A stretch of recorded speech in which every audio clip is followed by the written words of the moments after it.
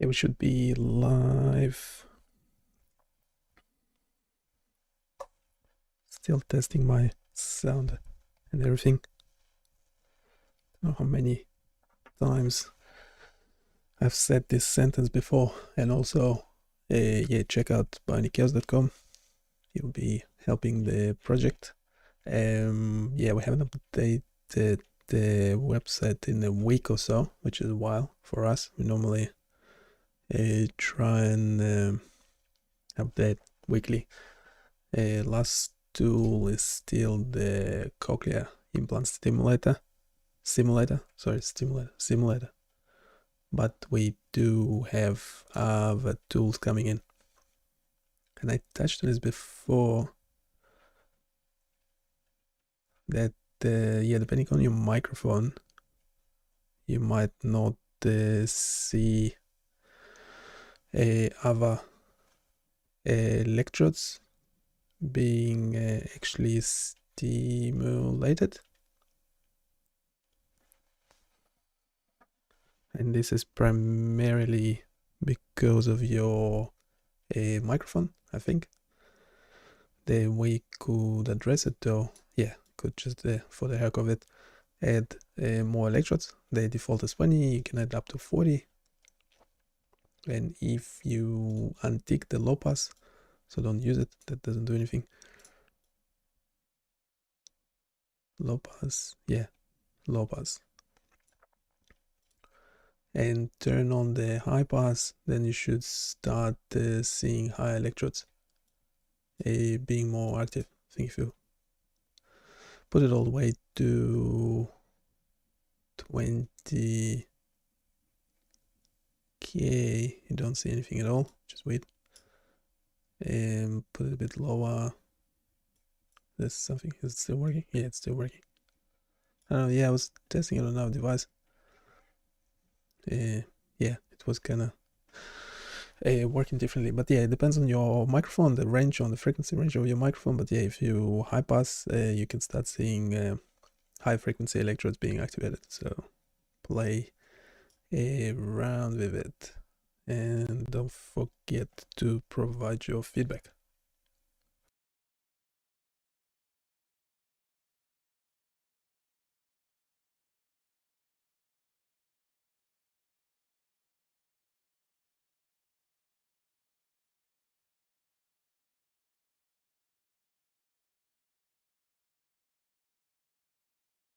I created this new custom GPT, whatever it's called, and we will be testing it. It's pretty much will be providing information from the website, from bionichaos.com, and we might as well also use it. Yeah, so what is this custom GPT all about?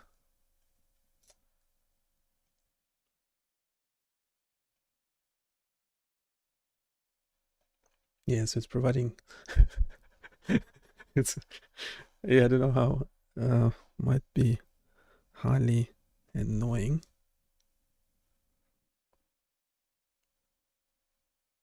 but it's essentially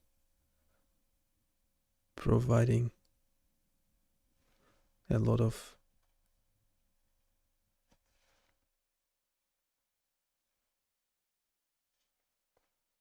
information from the website. And what voice it has, I mean, you can select your own.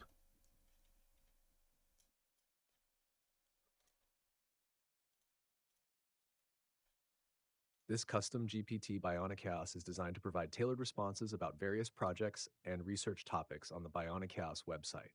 It integrates specific site information into each response to enhance the relevance and usefulness for users. The site, bionichaos.com, features a range of content related to biomedical engineering as an AI. Rather, yeah, those voices, those voices, they're so good that when there's a bit of a mishap in it, it's really jarring. Uh, I don't know what's up with that.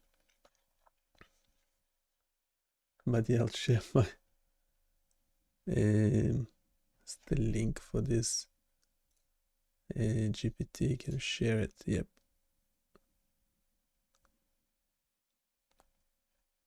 What?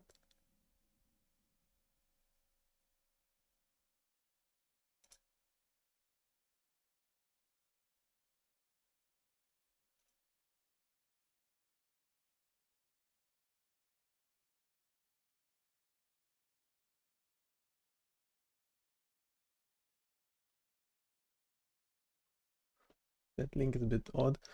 I don't know. Is there another?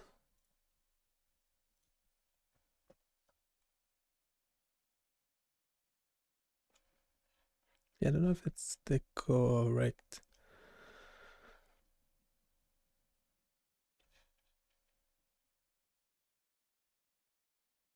I don't know if that's the correct link or not. Wait up.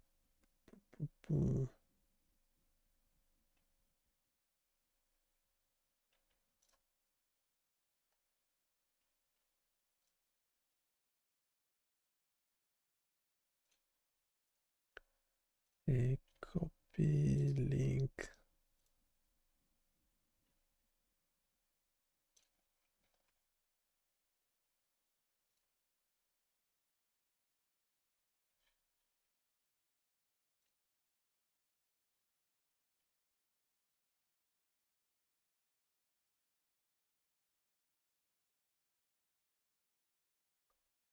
No, it's a different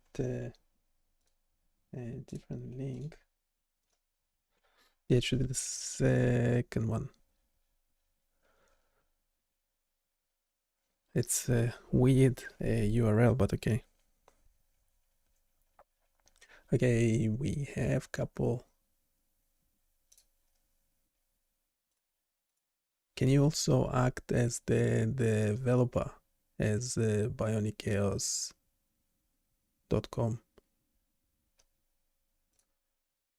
So it's getting the name wrong. So we're getting two C's, like two words, or messing it up. Yes.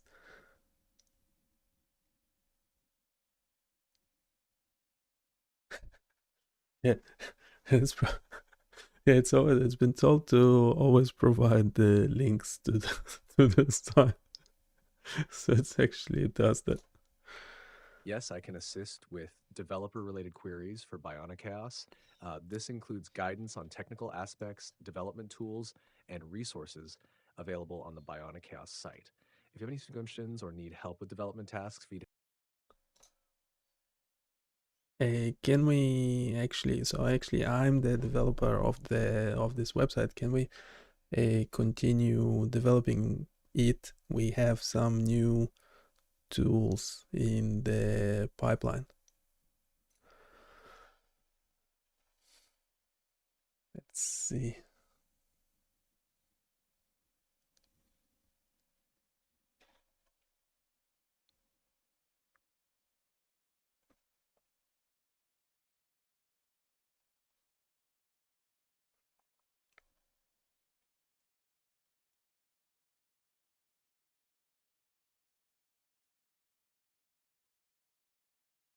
So the links are working okay, which is surprising. Sometimes GPT-4 not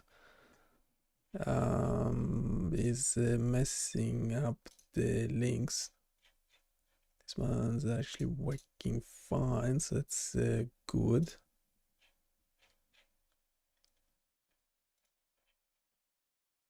Backend infrastructure, scalability, security, new research and collaboration, user interaction experience, developing new tools. Yeah, that's the one. Enhancing existing tools. No, we'll focus on. We will focus on developing new tools. I'll provide the list of what we currently have in the pipeline. Actually, the list will be in an attached image.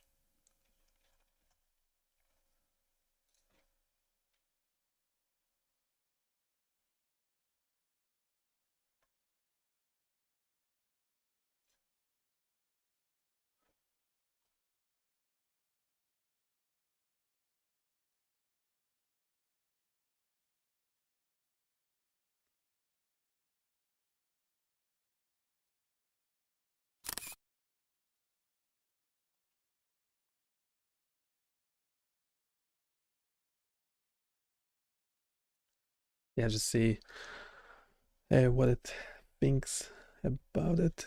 I mean, I'm talking with Bionic Chaos, so I'll call it Bionic Chaos from now on or something.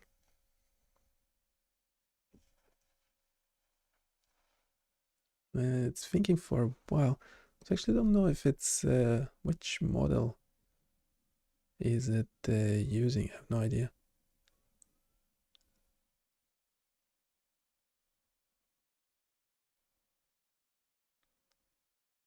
It's providing some ideas, and I'm sure they actually be interesting to explore.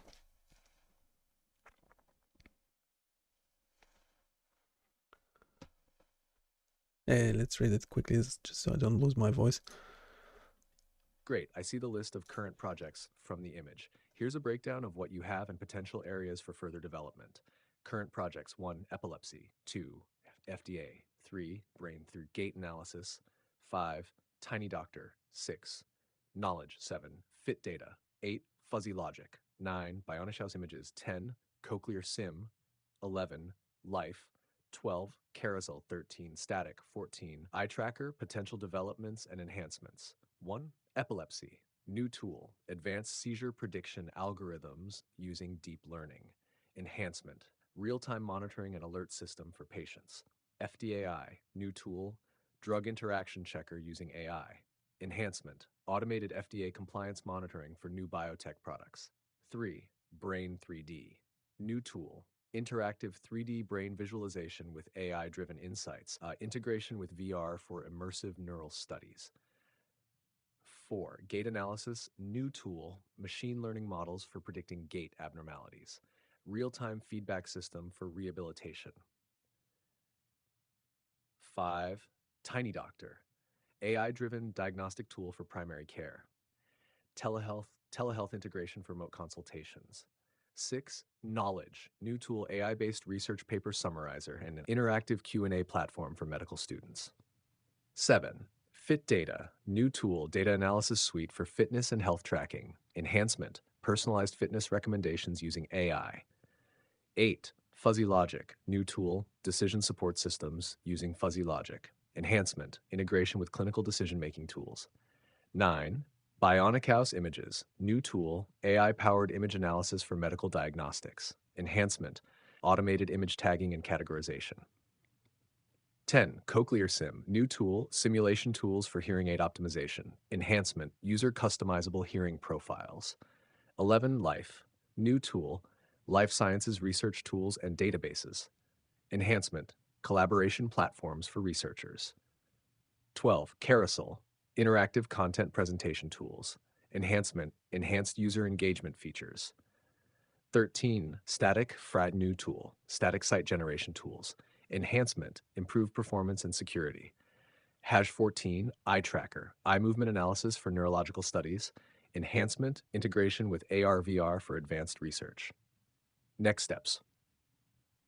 1. Prioritize projects. Decide which tools and enhancements are most critical and prioritize development accordingly. 2. Set milestones. Create a roadmap with clear milestones for each project. 3. Gather feedback. Involve stakeholders and potential users early to gather feedback and iterate on your tools. 4. Resource allocation. Ensure you have the necessary resources, team, budget, tools allocated to each project. 5. Documentation. Maintain comprehensive documentation for each project to streamline development and future maintenance. If you need detailed technical advice or further assistance with any specific project, feel free to ask.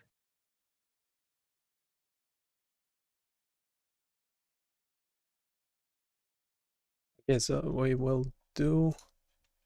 Where is it? So we will be focusing on the knowledge, which, yeah, could be a paper summarizer, but that's essentially a knowledge graph visualization that takes any text and updates the knowledge graph live. Now we already have some code for it,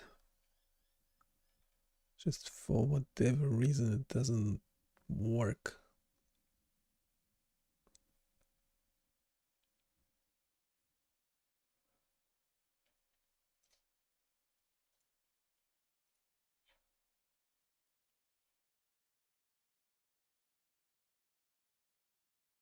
I'm wondering if we should redo it from scratch or just continue where we were.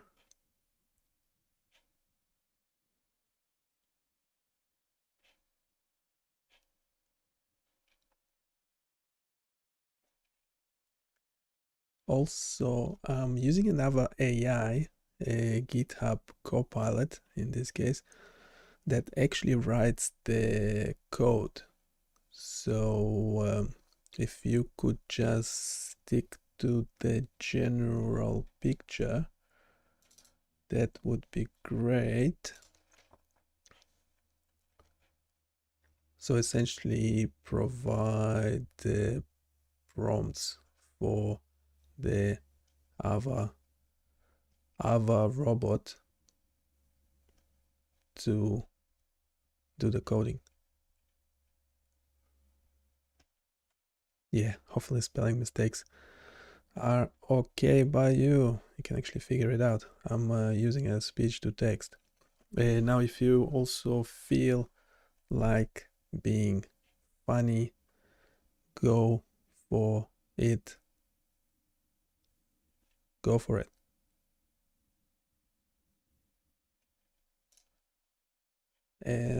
Yeah, forget the actual. So normally I have this info. Well, we described it already. Knowledge graph from text data. Application extracts the entities relationship from text data.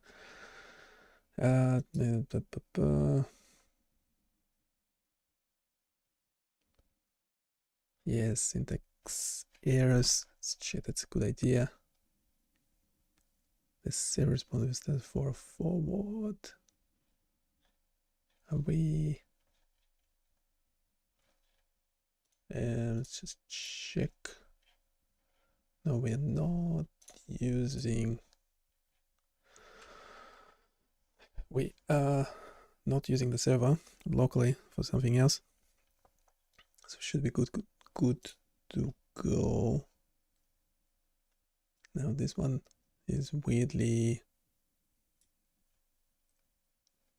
not calling the HTML, is it?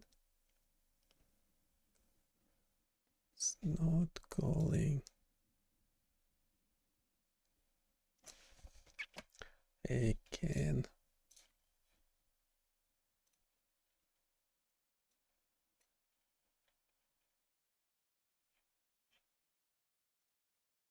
Yeah, we're using a library. We'll get to it in a sec. Just pop the error into GitHub Copilot. Typically communicates with try to access the resource. Looking at the code, it seems that the only one. I don't know why.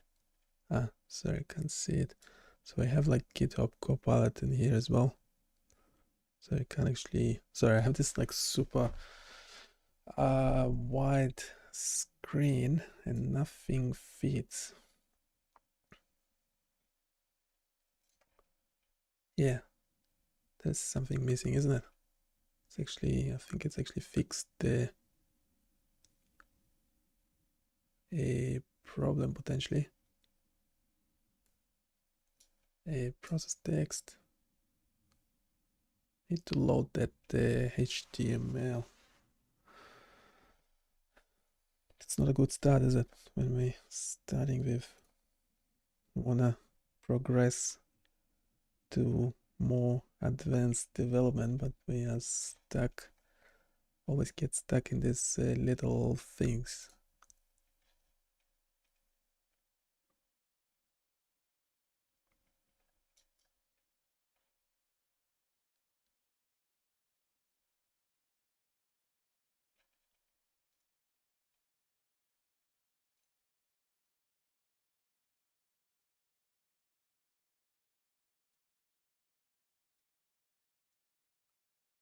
We can try.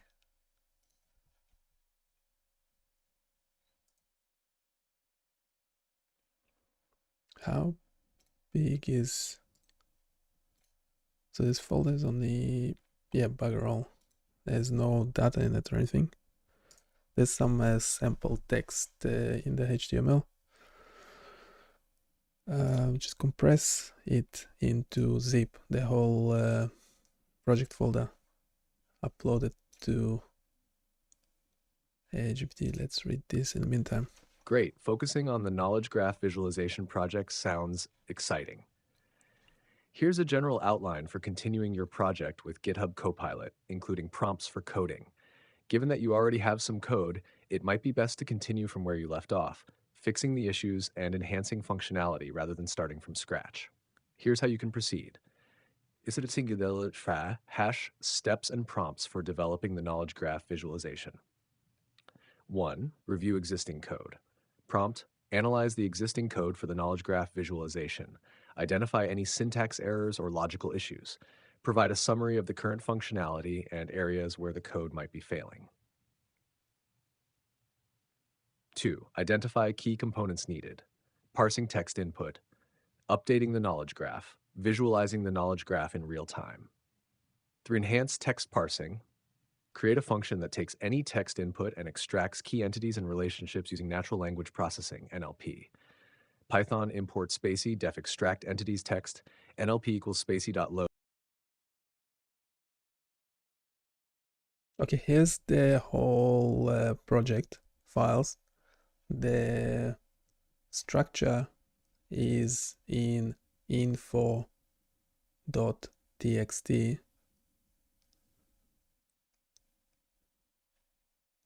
and currently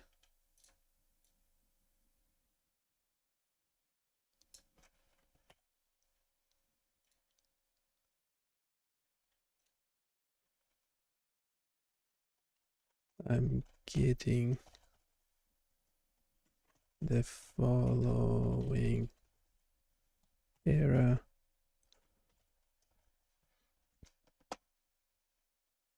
Let's just try this out.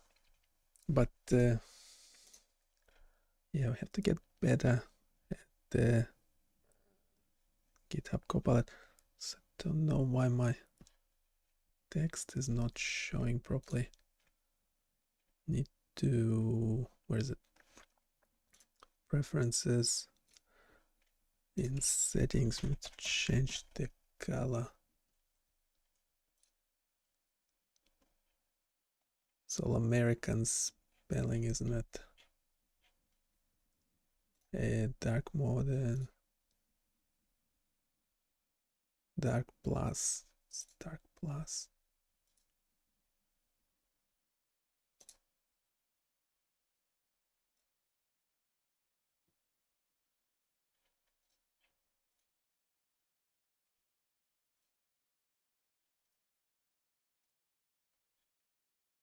That's annoying.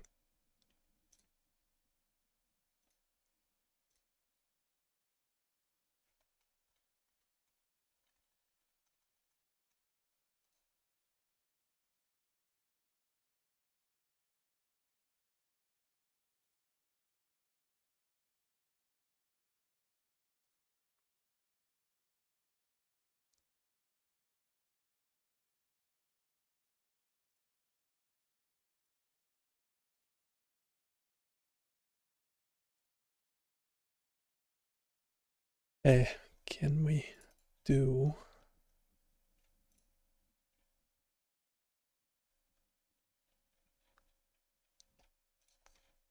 It seems there's an issue with extracting the zip file directly. What? Let's handle it differently by focusing on the general troubleshooting steps for the 404 error and potential structure of your project. General troubleshooting for 404 error. 1. Check file paths. Ensure all your file paths are correct and the server is looking for files in the right directory. 2. Server configuration. Ensure your server is configured correctly to serve the files. 3. Static files handling. Verify that static files, CSS, JS, images are correctly served. Common file structure for web projects. Here's a common structure you might follow. Knowledge project slash static, CSS, JS, images, templates, index.html, app. Okay, we also, yeah, I kept asking it forever. So first I ask you not to actually write the code. We trying to use the Ava AI for code generation. Now also, if you do decide to write code, can you put the text up front in the response? How does that sound?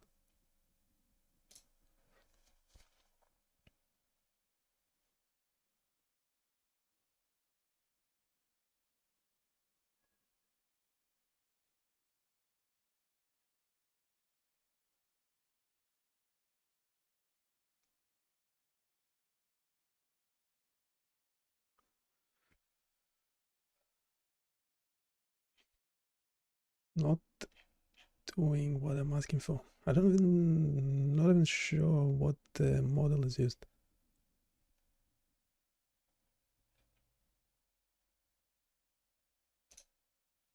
In the last response, what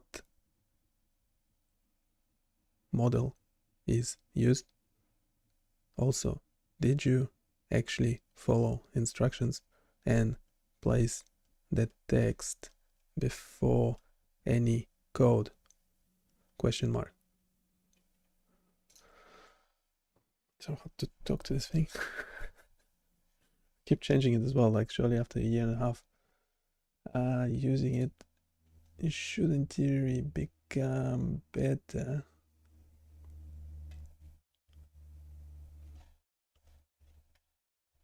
But potentially no.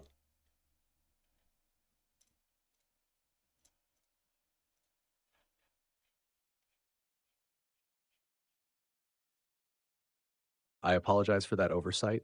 I'll ensure the text is placed before any code in future responses. The model used for code suggestions and enhancements is the Ava AI or GitHub Copilot to help with code generation. Here's a revised version of the response with text placed before any code. Shaft troubleshooting, 404 error, and enhancing your project. 1. Understanding the project structure. First, let's outline the project structure from your info.txt type. Prompt for Ava A. Analyze the info.txt file to understand the project structure and ensure all file paths are correct. Identify any missing files or incorrect paths that could cause a 404 error. A good prompt. Checking static files and routing. Ensure that static files like CSS, JS images, and routing are correctly set up. Verify that static files are correctly placed in the static folder and referenced in the HTML files. Check that the URL routes in the Flask application match the file paths. 3. Debugging 404 error. Identify which specific resource is causing the 404 error. Prompt for Ava AI. Check the server logs and developer console for details about the 404 error. Identify which specific resource, file, or URL is not found. 4. Example fixes and enhancements. Example fix for static files not prompt for Ava AI. Create a Flask route to serve static files and ensure they are correctly referenced in the HTML template. Python shop example route to serve static files from Flask, import Flask, render template, send from directory, app equals Flask go name, at app.root slash. Def index, return render template index.html, app.root slash static slash path file name. Def serve static file name, return send from directory static file name. If a name equals score main, app.run debug equals true. Example HTML reference, prompt for Ava AI. Ensure that static files are correctly referenced in the HTML template using URL4.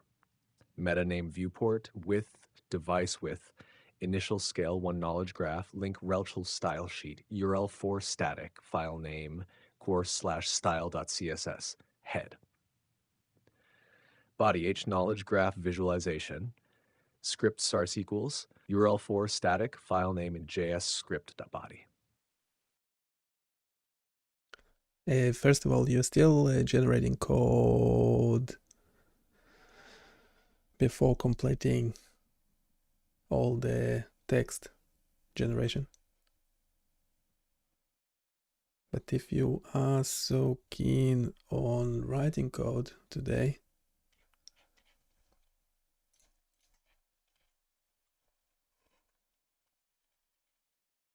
below is my current JavaScript code.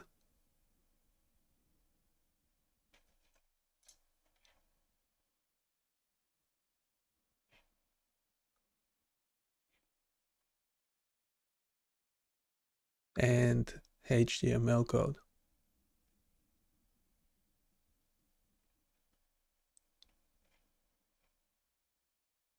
I'll also actually add the info text,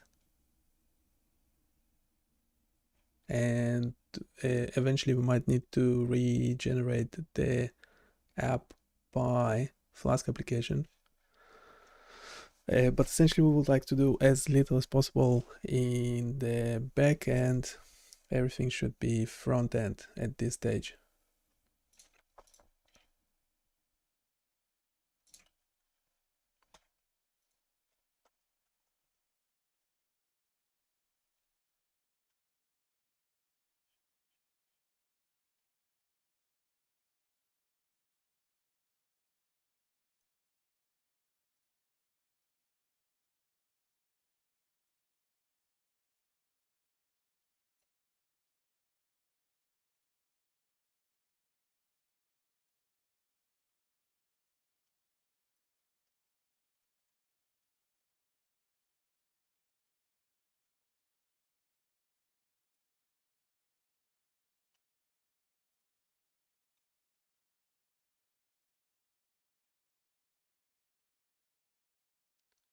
Can we overview this code in text alone? Don't generate any new code. Do suggest any improvements if you find any.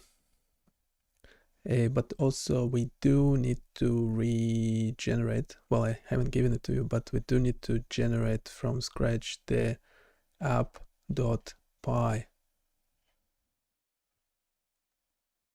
Really?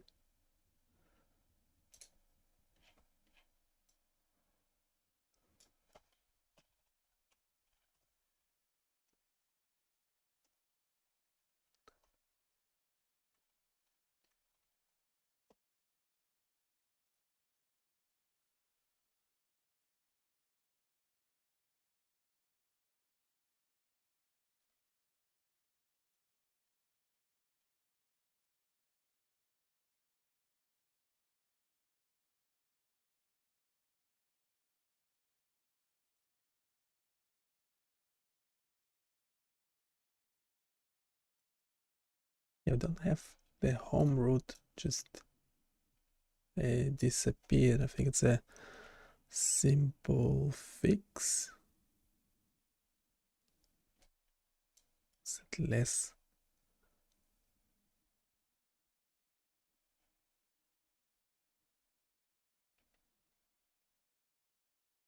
Why is not just one?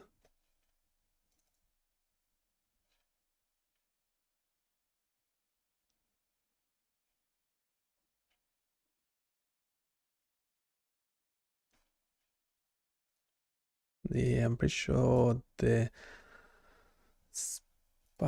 Spacey, I don't know how to pronounce it. Well, no one knows it's a name, right? The name of the library. This is what I currently have of my Python code. We're also using this Ava library for NLP processing.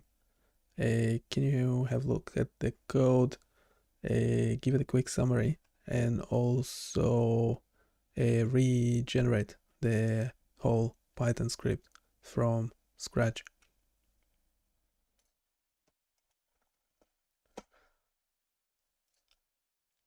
I will be running it in a second. Just read the previous response because Certainly.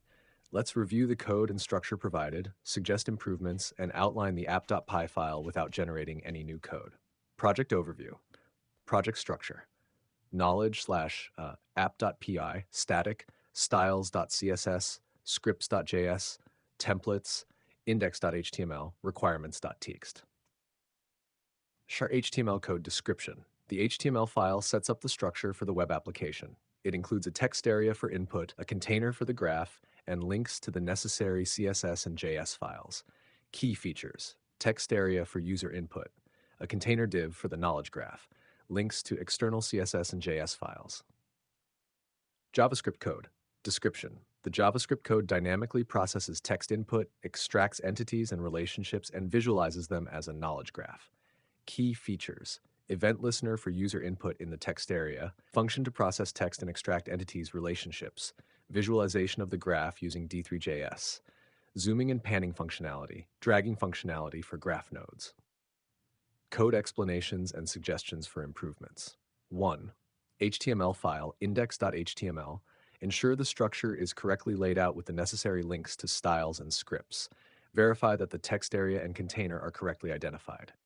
2. JavaScript file, scripts.js. Event handling. The code correctly sets up an event listener to process input after the user stops typing. Text processing. Efficiently extracts entities and relationships using regular expressions and split sentences. Graph visualization. Uses D3. Summary of the current Python code. Purpose. This Flask application processes text input to extract entities and relationships using the Spacey NLP library. Components. Imports. Imports Flask, request, and JSONify from the Flask library and Spacey for NLP processing. Flask initialization creates a Flask app instance and loads the Spacey model in core WebAssembly. Process text route defines a route/process text that accepts post requests. This route processes the input text to extract entities and relationships, then returns them as JSON. Entities extraction extracts entities from the text and formats them with their text, start and end positions, and labels. Relationships extraction creates relationships between every pair of entities with a generic related to label. Run the app runs the Flask application in debug mode. Regenerated Python script. Here's the regenerated Python script from scratch based on the given functionality. Python from Flask, import Flask, request, JSONify, import Spacey, initialize Flask app equals Flask name, load Spacey model NLP equals Spacey.load, end core web SM, at app.route/def index, return knowledge graph generator API, at app.route/process text methods post, def process text, get the text from the request, text equals request.form text, process.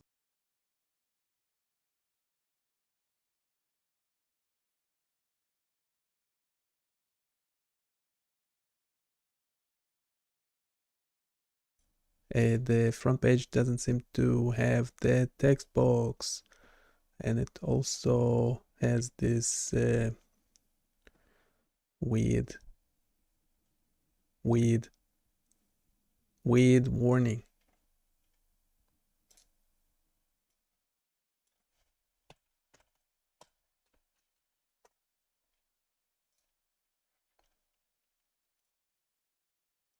Not a warning, an improvement.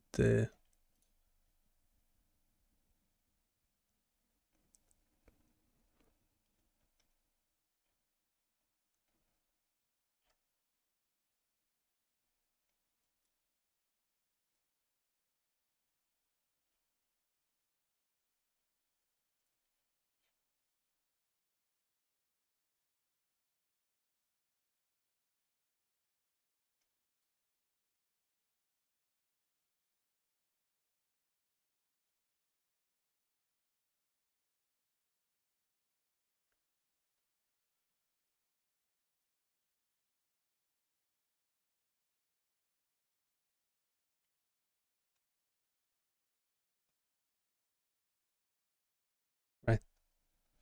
Well, I don't know what just happened, but it is working.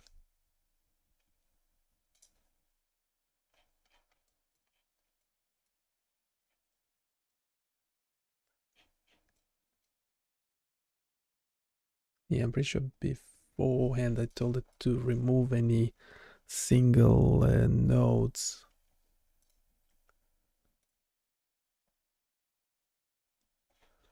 that are not connected.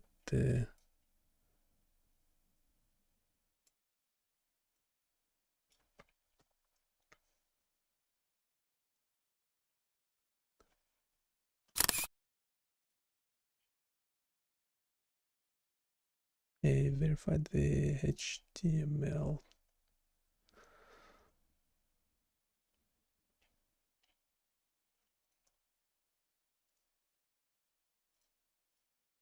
That's the example text.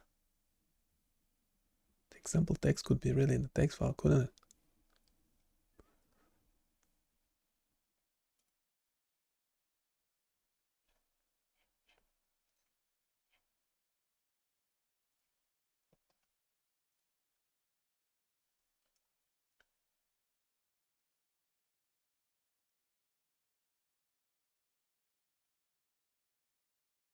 Can we place the example text into a separate text file so we have a cleaner code?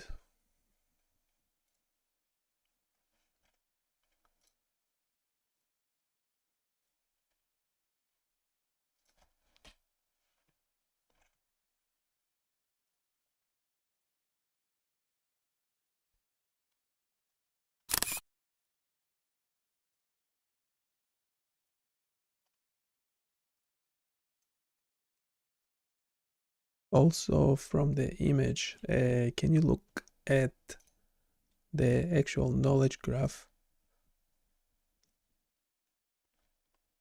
Can we make sure we are not displaying individual nodes, or at least figuring out why they are not connected to anything else?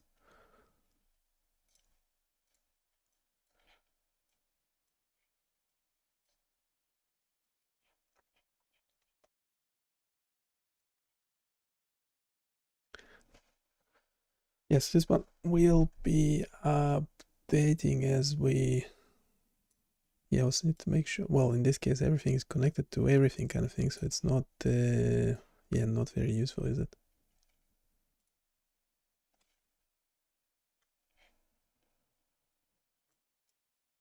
Move the example text. So we'll have example text in static directory, yes.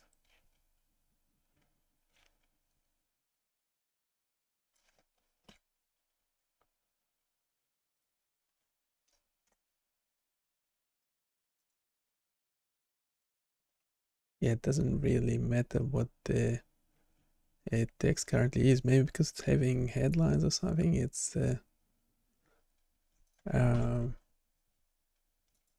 in index HTML.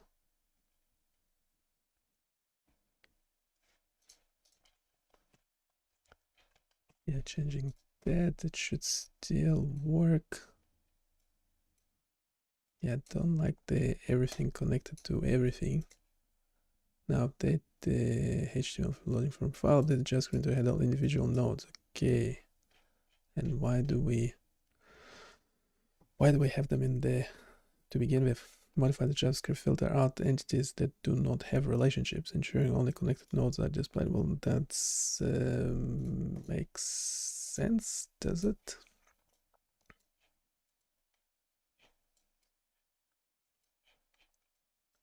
Why are we having so many?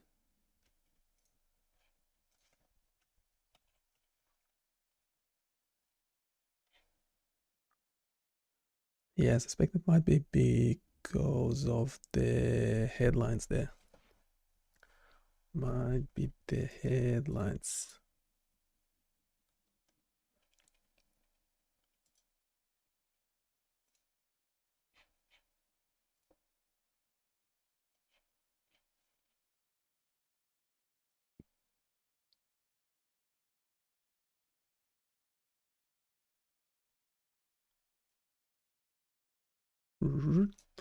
That's pretty nice. I don't know how useful it is, but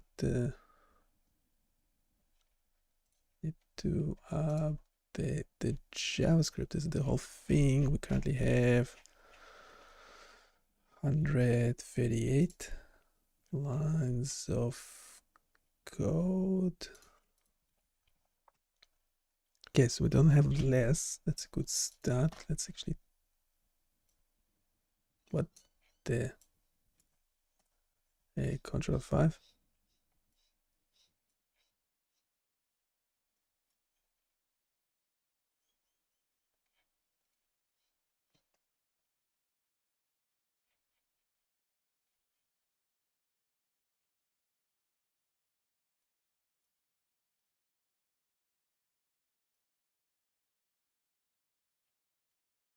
Let's see. Here's not that error. Is fine. Haven't finished generating, but it's just the text at the bottom, is it?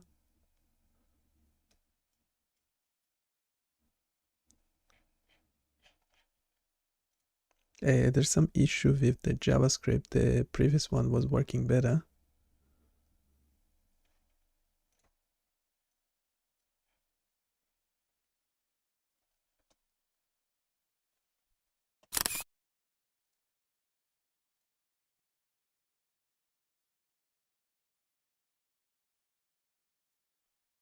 Now, will it look at the attached image without being prompted?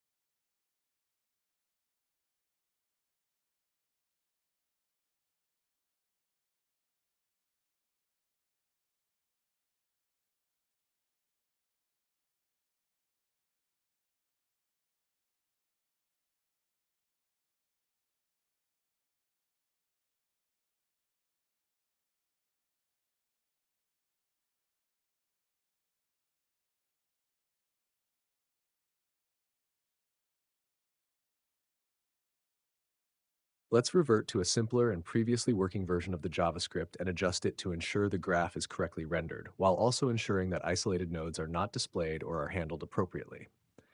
/updated JavaScript, scripts.js, JavaScript document.add event listener, DOM content loaded, const text input equals document get element by ID text dash input. Text input add event listener key up handle typing. / initialize the graph on page load fetch URL for static file name equals example text.txt then response equal response.text. Then data equal text input value equals data. Done typing. Initialize the graph with the example text. Let typing timer. Const done typing interval equal 1000. Time in MS 1 second function handle typing. Clear timeout typing timer. If this dot value typing timer set timeout done typing interval. Function done typing. Const text input equals document element by ID text input. Const text equals text input value. Fetch / process text. Method post. Headers. Content type application x data form URL encoded body. Text equals encode URL component text. Then response.json. Then visualize data. Function visualize graph data. Const container equals document.get element by ID. Graph container. Container.inner HTML equals / clear previous graph const svg width container.client width. Const svg height equals container.client height. Const svg equals d3.select container. Append svg.adder width.adder height svg height. Const zoom layer.append g. Const simulation equals d3.force simulation.force link d3.force link idd.text distance 200. Increase distance force charge d3.force many body strength 9500. Increase repulsion.force center d3.force center /2 svg height 2. Filter out entities that do not have relationships. Const linked entities equals new set. Data.relationships for each r linked entities.add r.source. Linked entities.add r target. Const filtered entities equals data.entities filter e equals linked entities.has e.text. Simulation.nodes filtered entities. Simulation.force link relationships. Draw lines for relationships. Const link equals zoom layer.select all link data data.relationships. Append line adder class link.style stroke hetff style strokes width 2. Draw nodes for entities. Const node equals zoom layer.select all node data filtered entities enter. Append g.atter class call d3.drag on start drag started on drag drawn end drag ended. Node.append circle atter r30.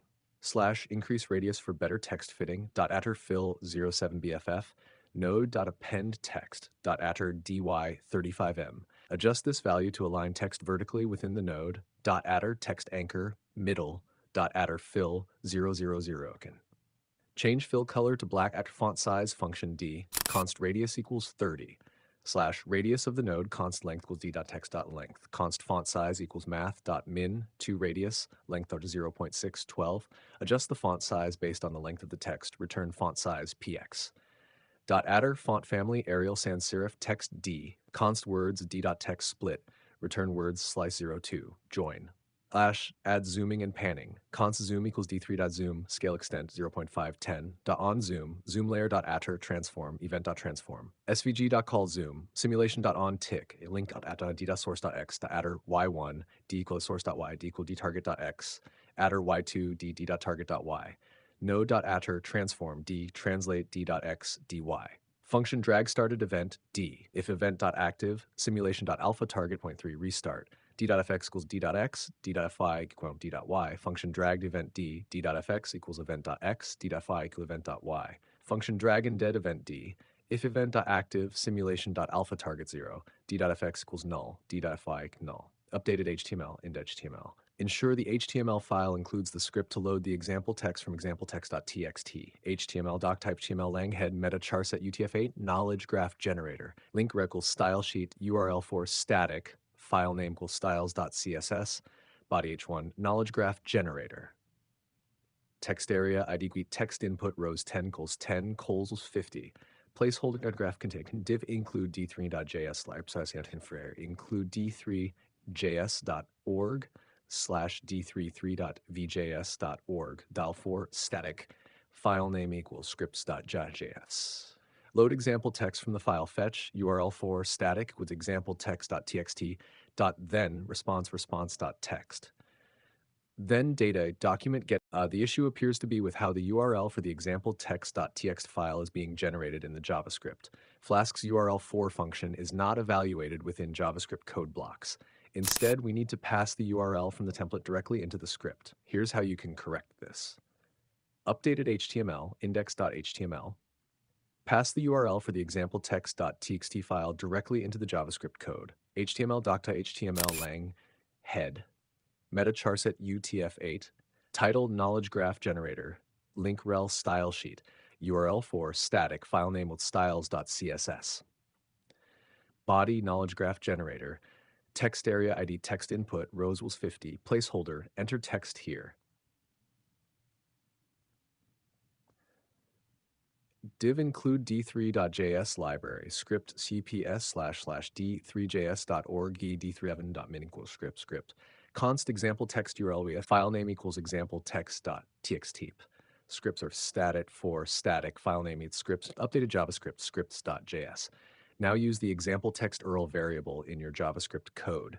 JavaScript document.add event listener content loaded equals const text input document.get element by ID text input text-input.add event. It seems that we still have an isolated node, EEG, that is not connected to anything. Let's ensure that isolated nodes are filtered out and check if there are any issues with how relationships are defined or displayed. Here's a step-by-step approach to fix the issue. 1. Ensure relationships are correctly extracted. Verify that relationships are correctly extracted and assigned in the / process text route in app.py. 2. Filter out isolated nodes. Ensure that only entities involved in relationships are included in the visualization. Updated app.py to ensure relationships are extracted correctly. Python from Flask, import Flask, render template, request JSONify, import spacey app equals Flask name, NLP equals spacey.load ncore websm, add app.route /. Def index, return render template, index.html, add app.route / process text, methods post, def process text, text equals request.form text, doc equals NLP text, entities equals text, en.text, start, en.startchar, end.endchar, label, en.label for ent and doc.ents. Relationships equals source, target, and 2.text label related to. For ent1 in doc.ents, for ent2 in doc.ents, if ent1 weak equals ent2.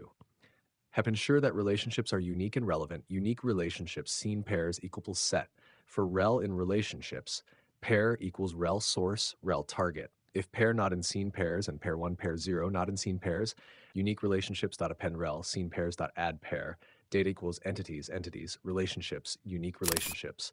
Return JSONify data. If score name equals score main, app.run debug equals true. Updated scripts.js to filter out isolated nodes. JavaScript document.add event listener DOM content loaded. Const text input equal document.get element by ID text input. Okay, we still have an issue of the individual nodes are still showing. Also, another problem is that we would like, when the graph is loading the first time, we would like it to fit the canvas better. We want to be able to see all the existing nodes, so nothing is outside the canvas borders.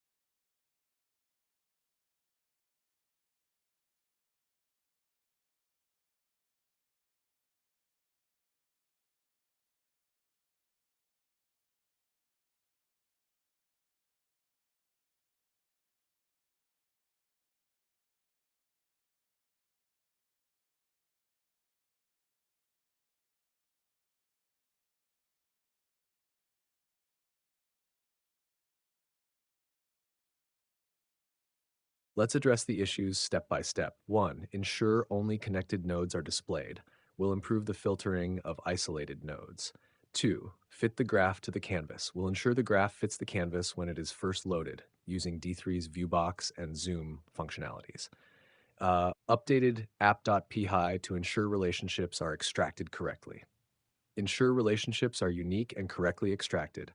Python from Flask, import Flask, render template, request, JSONify import spacey app equals Flask, NLP equals spacey.load core websm, at app def index, return render template, plate index.html, at app.route / process text, def process text, text equals request.form text, doc equals x, entities equal text, start end.startchar, end.endchar, label end.label, for end and doc.ents. Relationships equals source, en1 text, target, n2.text, label, related to. For ent1 in doc.ents, for ent2 in doc.ents, if ent1 equals ent2. Ensure that relationships are unique and relevant. Unique relationships equals fates. Scene pairs equals set. For rel in relationships, pair equals rel source, rel target. If pair not in scene pairs and pair 1 not in scene pairs, unique relationships.append rel. Scene pairs.add pair.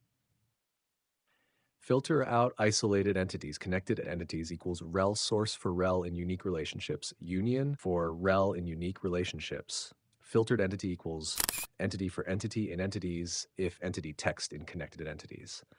Dataties, filtered entities, relationships, unique relationships. Return JSONify data if core name equals main, app.run debug equals true. Updated scripts.js to filter out isolated nodes and fit graph to canvas.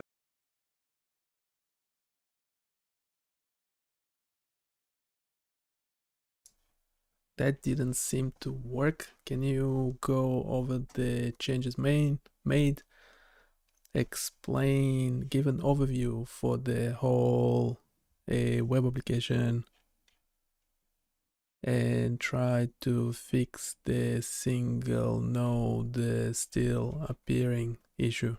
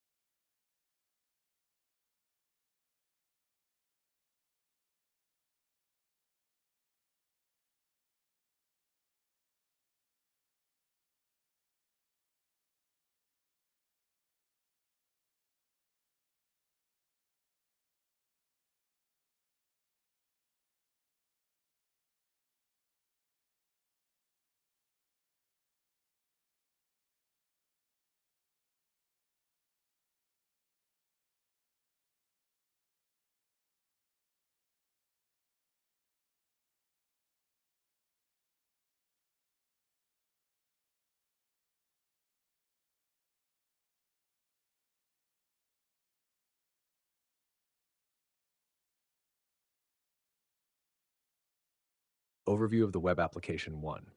Objective: the application processes text to generate a knowledge graph, extracting entities and relationships, and visualizes the graph using D3.js. 2. Components: backend Flask handles text processing and serves the web page. Frontend HTML, CSS, JavaScript displays the text area for input and the graph visualization. Flask application app.py. The Flask application initializes the web server, processes the text input using spaCy, extracts entities and relationships, and filters out isolated nodes. HTML template index.html. The HTML template sets up the structure of the page, including the text area for text input and the container for the graph. It also includes scripts for D3.js and the custom JavaScript code. JavaScript, scripts.js. The JavaScript code handles user input, sends the text to the Flask backend for processing, and visualizes the resulting knowledge graph using D3.js. Okay, the change didn't work. Can you try again? Perhaps use a different approach.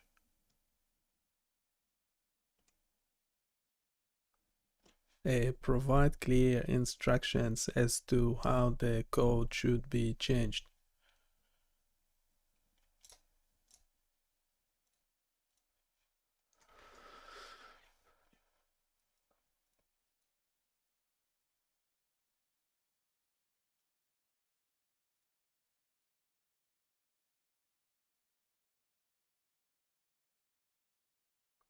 It likes taking different approach.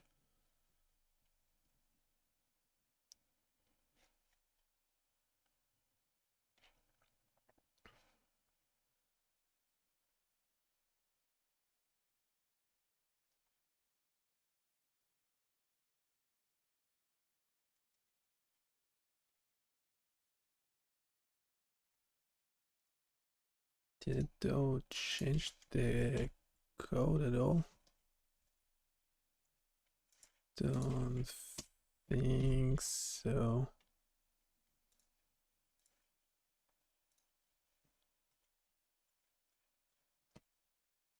it changed the JavaScript.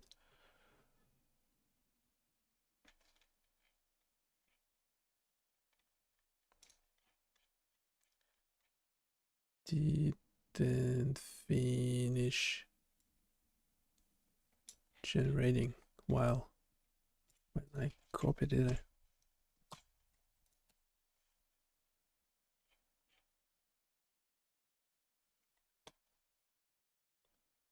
So why it's struggling.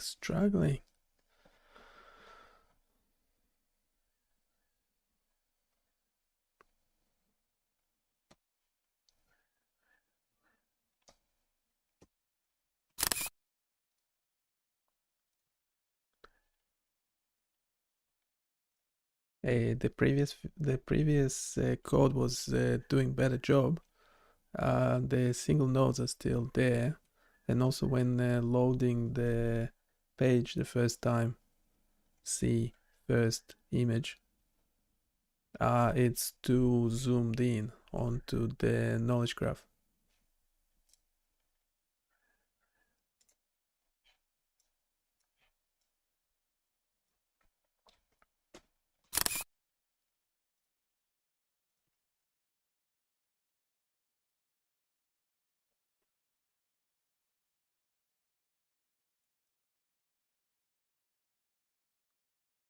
Yeah, if there's no quick fix for this, we might move on to another tool on the website.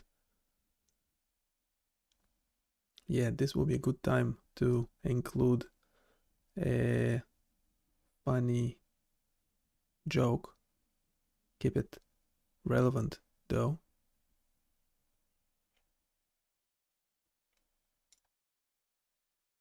That's when nothing works.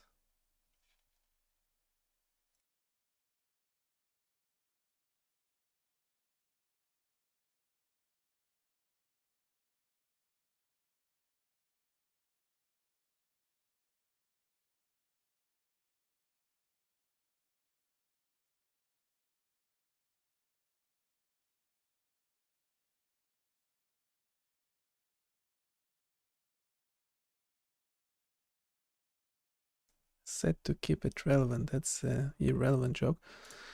Let's fix the graph relation outside node. We need to ensure that the outside nodes are not passed to the front end. Initial so is too high. We need to adjust to fit it properly. It seems to know what it's talking about.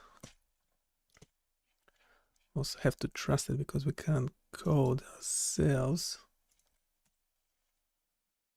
Okay, this is a bit zoomed out. The individual nodes are still there.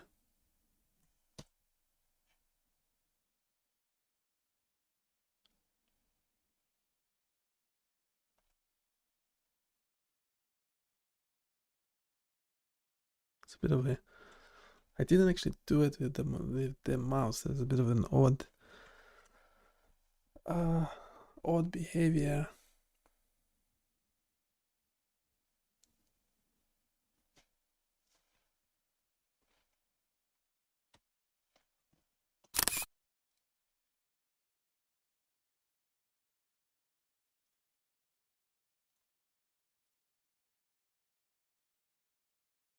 Just happens. It's just something with the browser. Did it refresh the browser or something? Or did we get a timeout?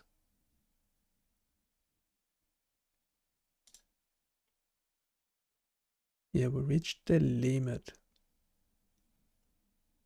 It gave me a timeout of 17 minutes. That's not too bad. Apparently we can still use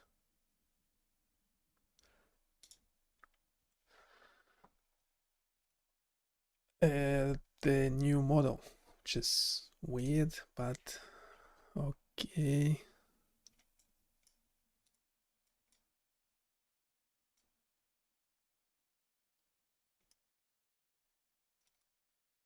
That last adjustment does a funny thing.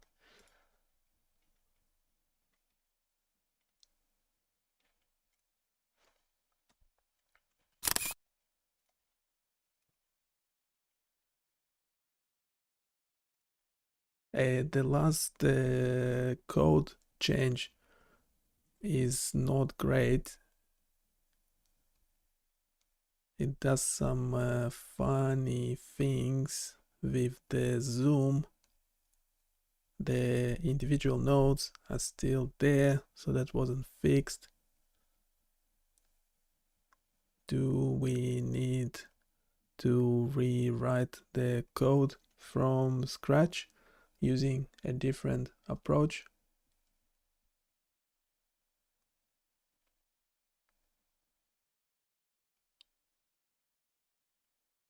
Question mark.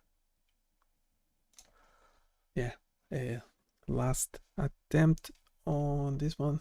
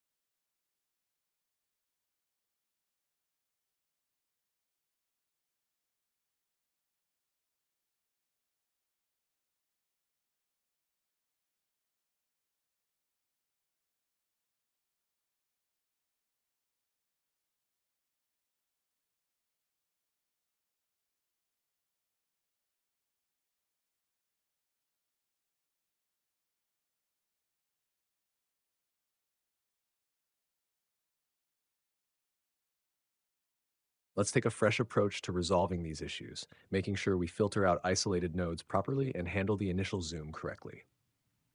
Step 1, ensure proper filtering in the backend, app.py. First, make sure that the Flask backend correctly filters out isolated nodes. Python from Flask, import Flask render template, request JSONify. Import spacey app equals Flask name, nlp equals spacey.load en core web sm, app@route / def index, return render template.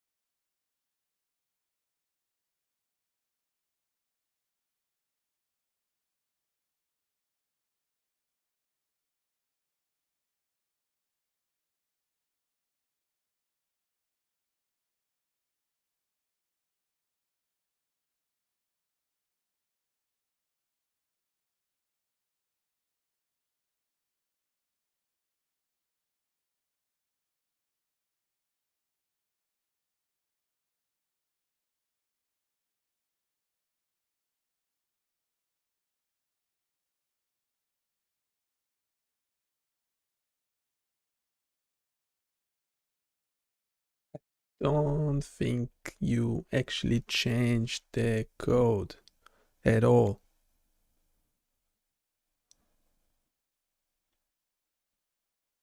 Are you being lazy? Question mark. Actually, I would actually like it to answer the question. Oh, come on.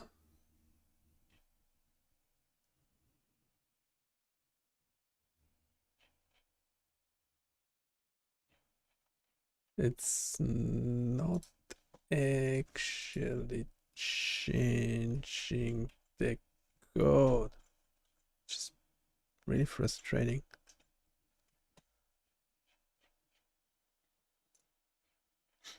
Okay, I might stop this one, move on. I think it's just mimicking a human developer or something. If it can't do it, it can't do it. Yes, that's what we have so far. Amazingly, it's working. So yeah, the problem this individual knows is probably the fact that we have labels, headlines in the text example. So if we get rid of it, keeps, yeah, the zoom, stuffed up the zoom. Yeah, had to test. It's doing something to the zoom.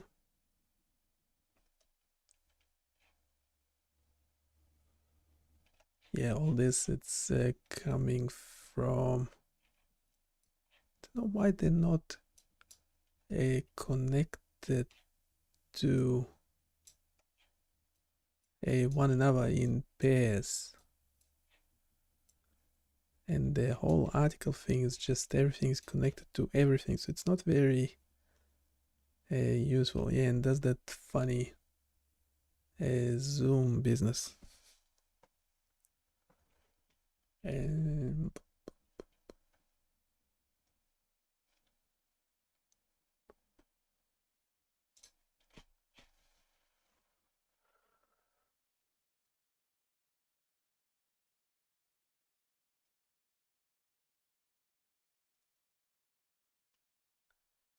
okay, so let's try a Copilot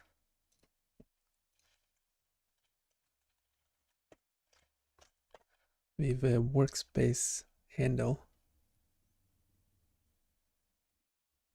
It's using 4 references, filter out isolated.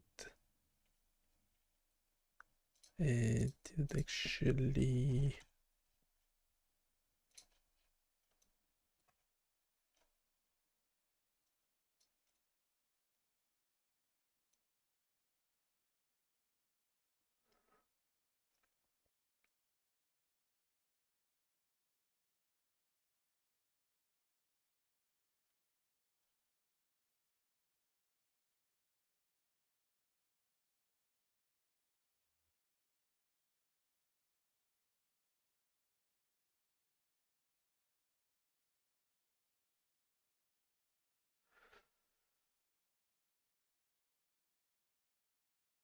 They're not actually filtered out.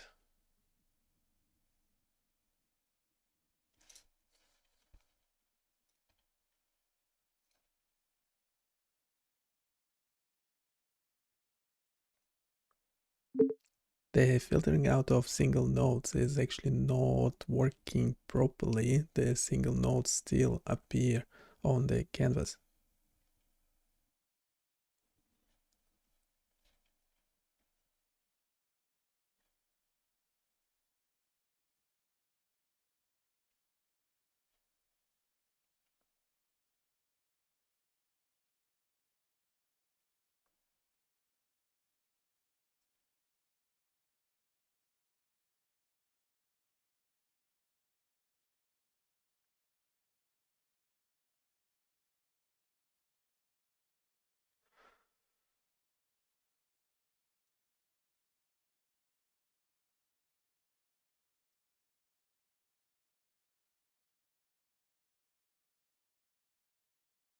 Basically, we're not doing any debugging.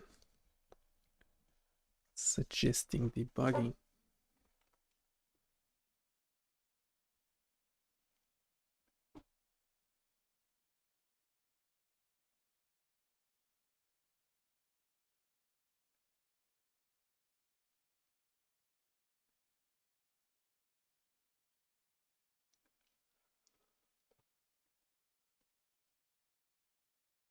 Unique relationships.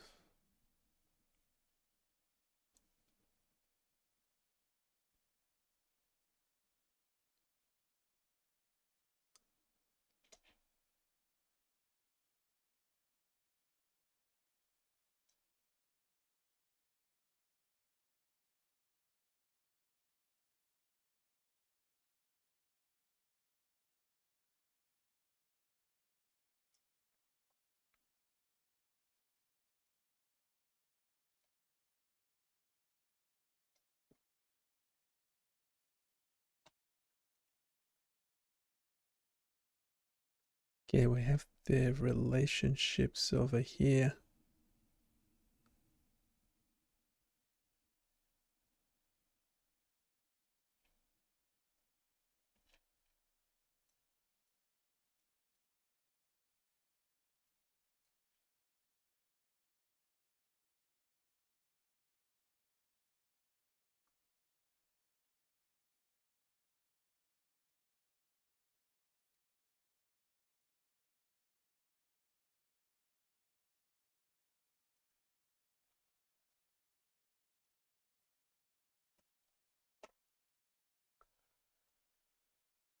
From the output, it seems like the text function is working as expected. The relation is being identified correctly, and this is how there are a few points to note. The relationships include self-reference, e.g. related to e.g. If this is not desired, you should modify the relationship generation code. Relationships. It's including self relationships.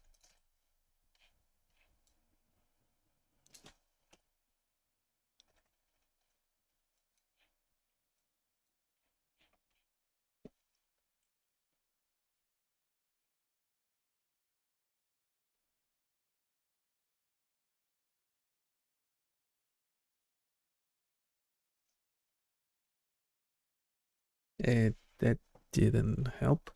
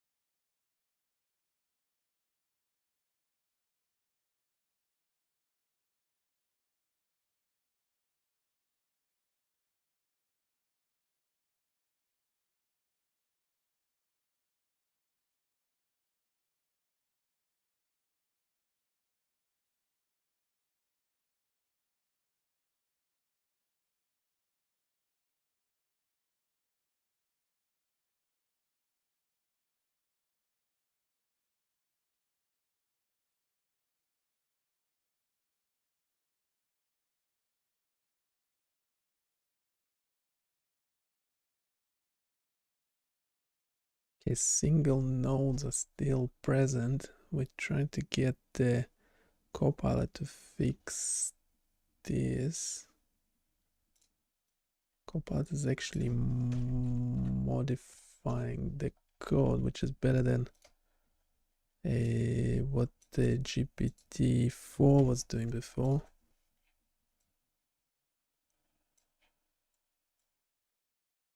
But it still does not work.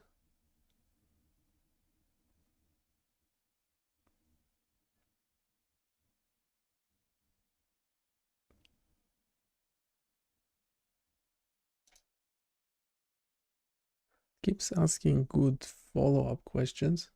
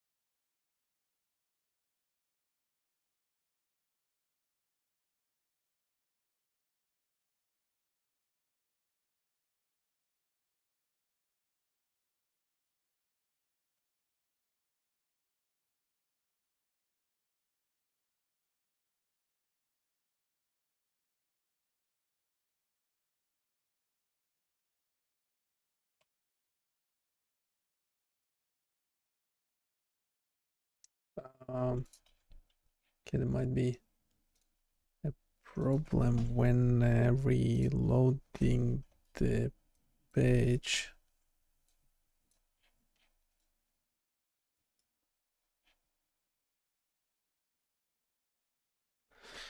Yeah, before we had like debugging and everything, now it's gone.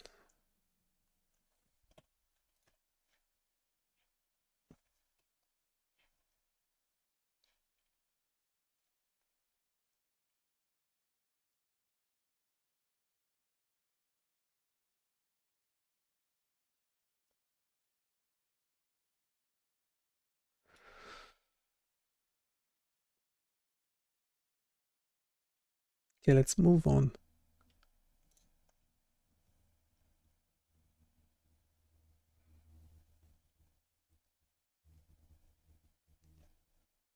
Choose something simpler.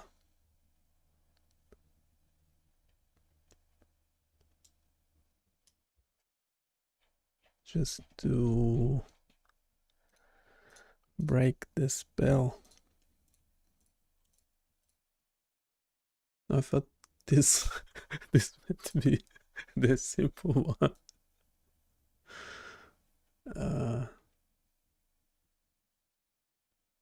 Let's find that actually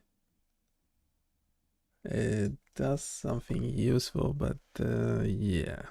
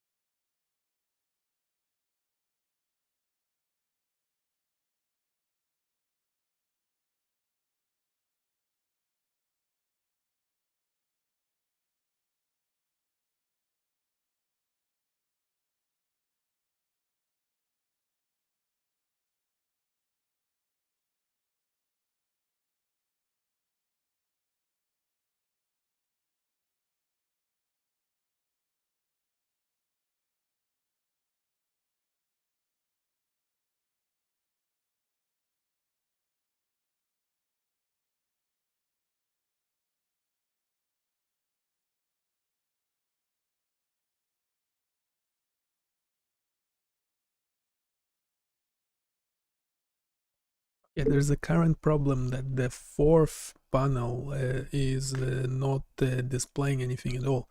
So that's meant to be the volumetric data. How do we fix the code?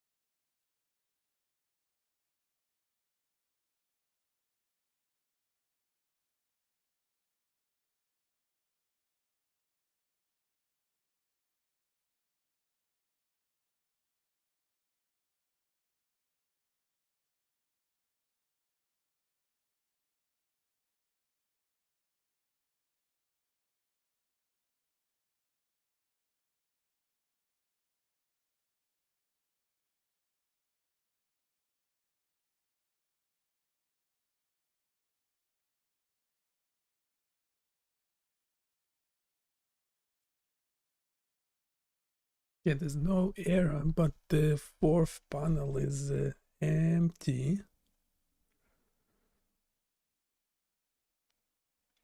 Might be an issue with text load, the load function.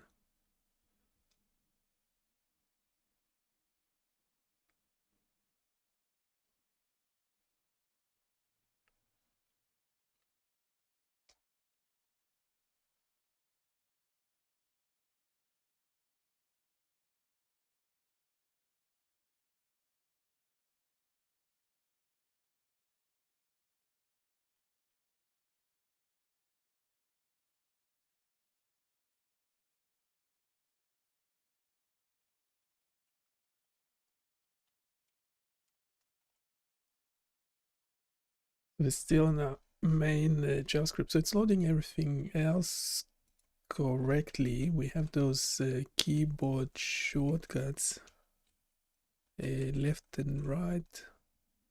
This is up and down, but then it's also, yeah, it's not very handy because it's also moving the window. And we have page up, page down.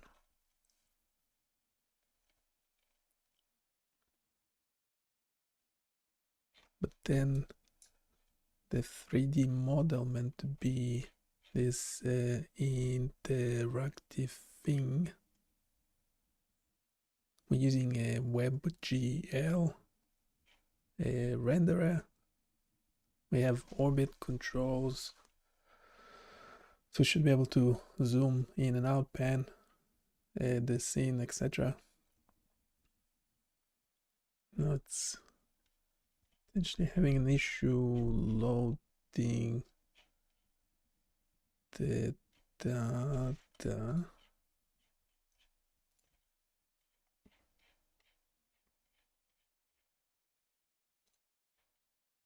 We regenerated the code. That doesn't seem to help. No errors.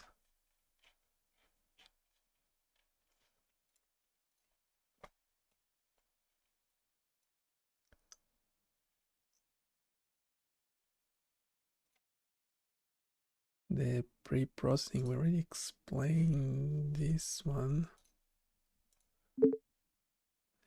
Was the data generated correctly to begin with, or do we need to change the pre-processing Python script as well?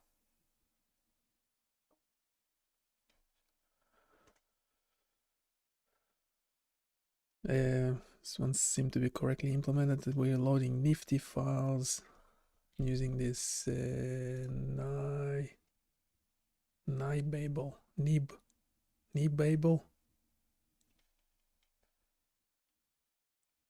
Creates output directory. Yeah, it does that. Saves the files to the imaging script. Creates license before saving. The script assumes the input 3D data if your data is more than 3 dimensions. No, it's not more than 3 dimensions.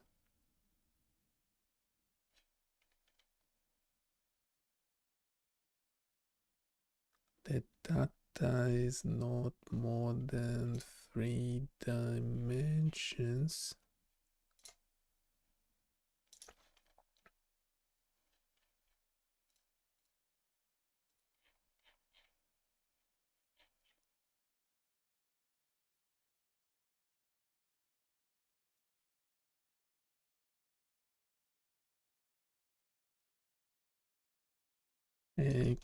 Can we get rid of this styling for a sec?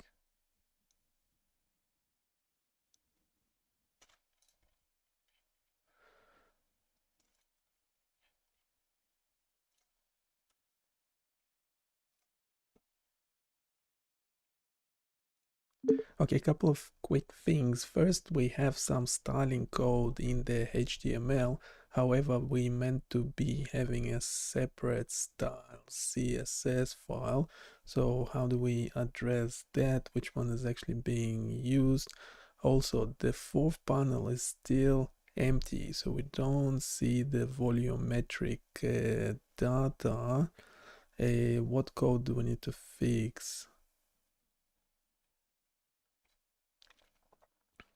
It's also pointing at the HTML. Maybe there is an issue with it.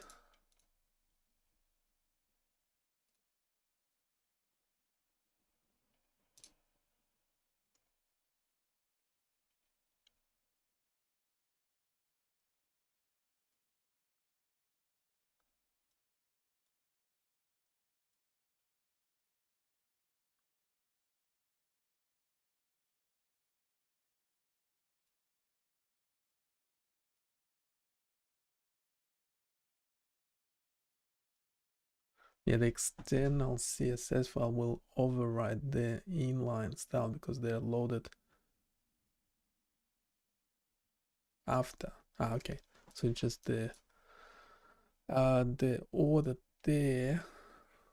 Does it mean that we don't actually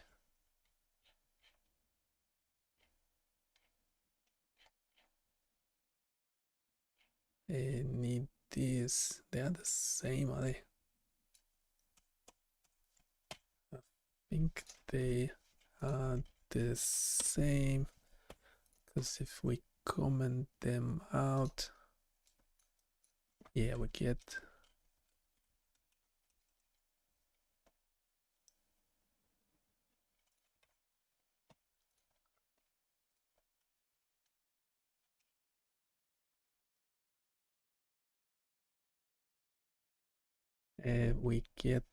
this, which is fine. So it's, yeah, there's no problem. We can save the HTML. Yeah, it's working okay. Just had essentially a duplicate of the styling. Regarding the fourth part, seems like the volume measuring data is supposed to be loaded and displayed. It uses Free.js. However, if the volume is not being displayed, there might be a few issues.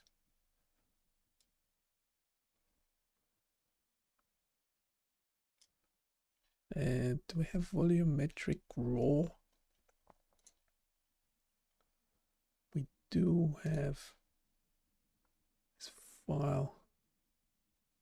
It's a binary meant to be that yeah, we don't want to open it over there.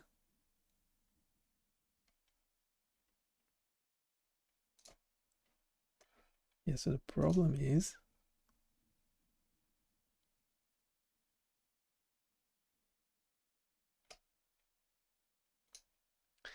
we need more troubleshooting.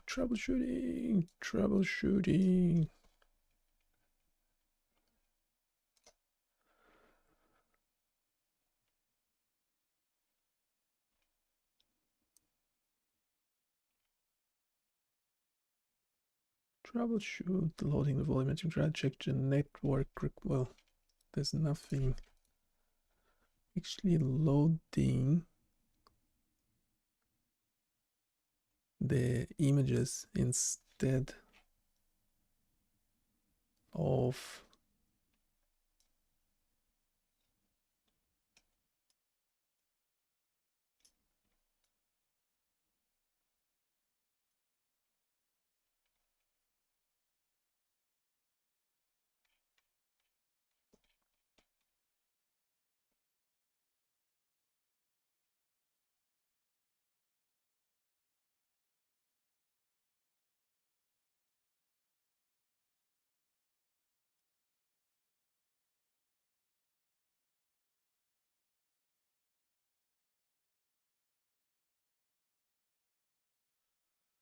so this is all happening in main.js.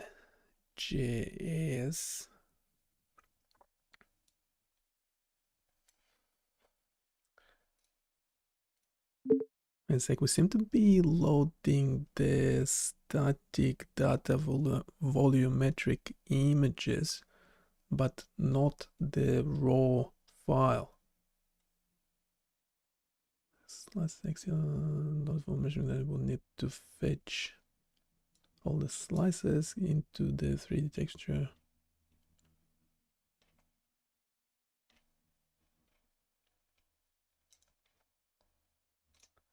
I have to be speaking faster. We seem to be loading the static data volumetric slices images, but not the raw data, a file that supposedly has the 3D structure.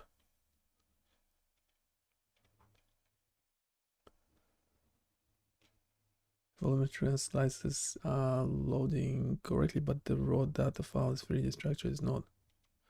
Incorrect server passing.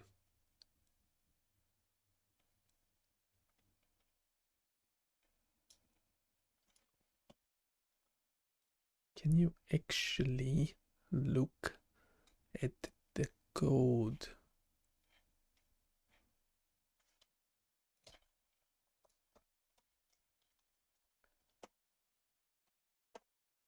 It's a bit lazy.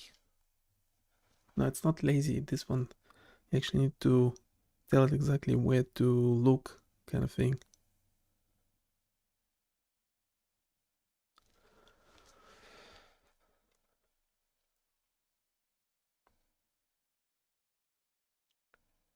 It's being served in the Flask application, but it's not being loaded to the JavaScript code. Okay, can fix it. Correctly loading individual to the sliding images from directly, but it's not loading the raw volumetric data. If you want to load the raw volumetric data, you would need to make HTTP requests, several volumetric data. However, keep in mind, handling raw volumetric data might require additional processing, depending on the format of the data. Let's understand why. Okay, can we sort out the format of the data we actually generated ourselves in pre-processed Python script file, and then can we load it in JavaScript so it's actually appears on the front panel?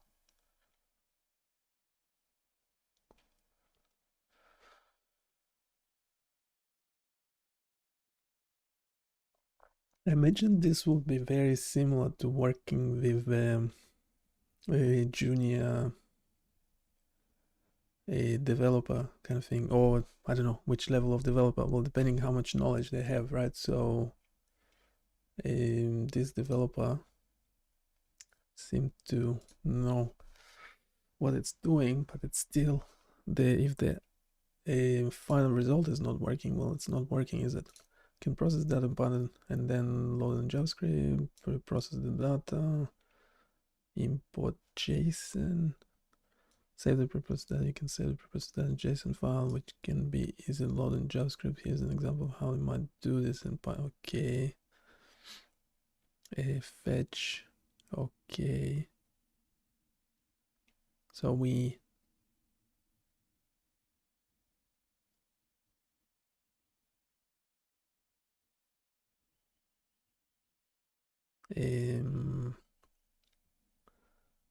that sounds legit. Workspace. Okay, that sounds good. What code specifically in this project do we have to change for it to work?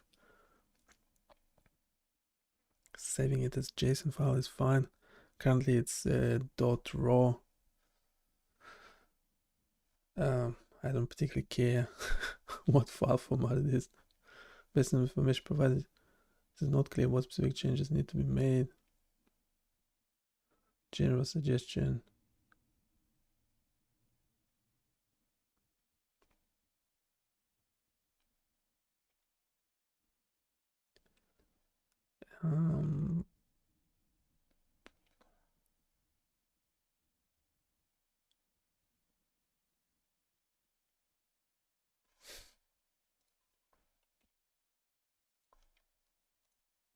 Okay, which file is generating the model? Are we turning it into JSON instead of raw file? Is that correct? Like this speech to text is actually getting the punctuation correctly, which is nice.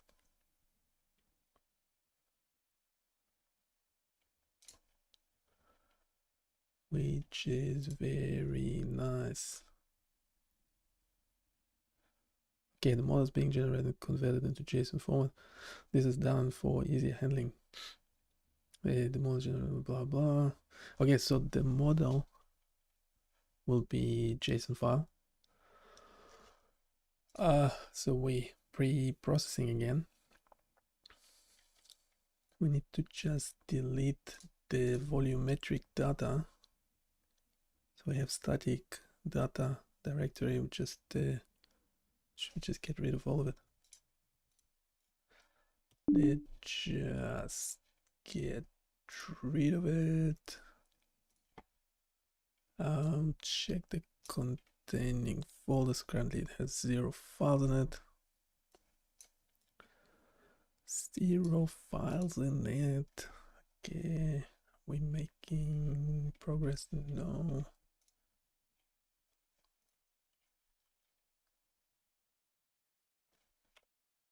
Oops, no, that's not what I meant to do. Okay, with the updated changes that you suggested, can we regenerate the script in pre-process Python file?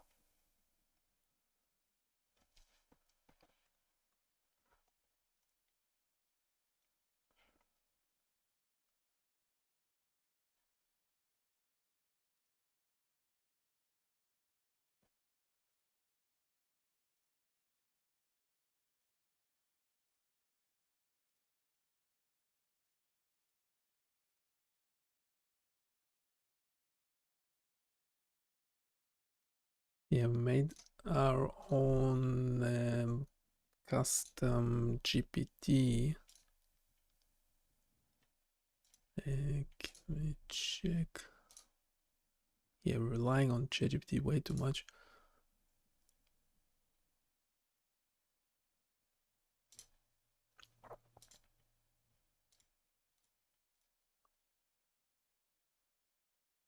Yeah, it timed me out before.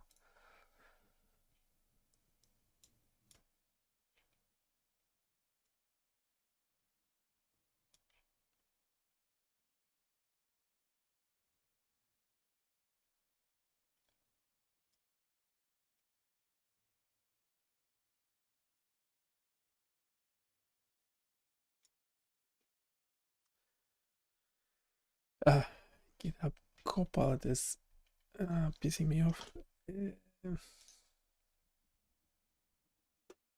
Okay, we said that we are changing the output format of the volumetric data.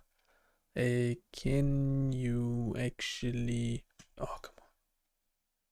Doesn't let me finish the sentence, like interrupting me and starting generating. It's really like a human. Humans love interrupting one another, don't they?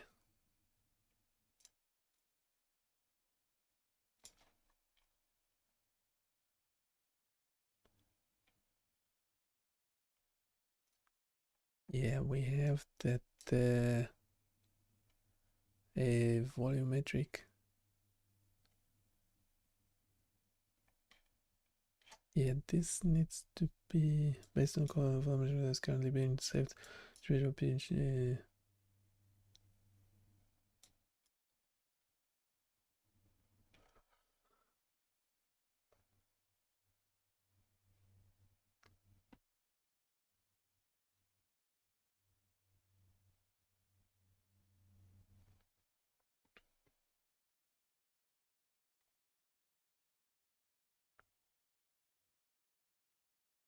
To go back.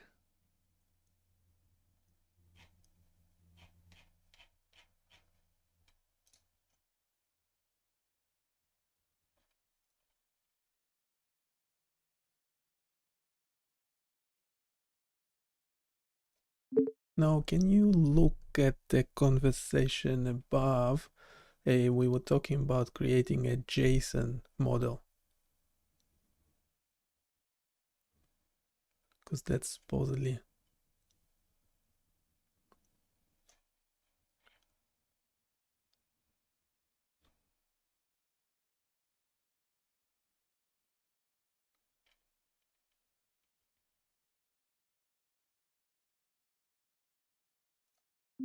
can you generate the whole code?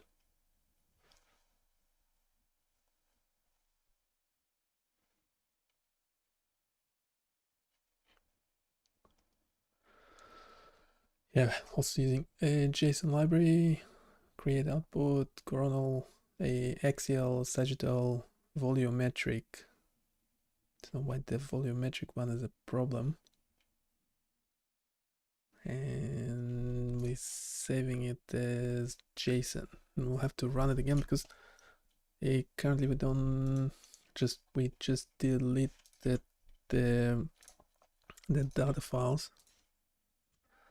Have to regenerate them again. For doing that, we need to kill the terminal, so we actually stop the Flask application. We have to run the pre-processing code that will actually generate the data. As a reminder, we're taking data from OpenNeuro. And as opposed to OpenAI, OpenNeuro is actually open, where you can actually get the data, and it's Creative Commons license. Is it still running? Right, data has 4 items. Volumetric has the JSON file, which is 98 megabytes, which sounds legit. And we actually need to run the Flask application, and for the volumetric data to work, we need to change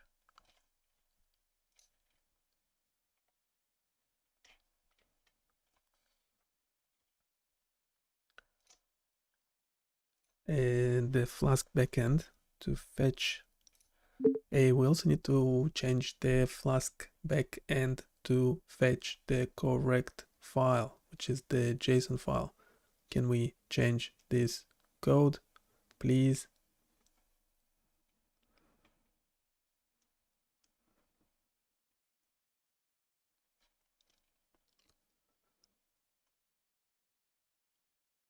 Can modify, yeah, from volumetric data, instead of .raw, we're getting .json. Okay.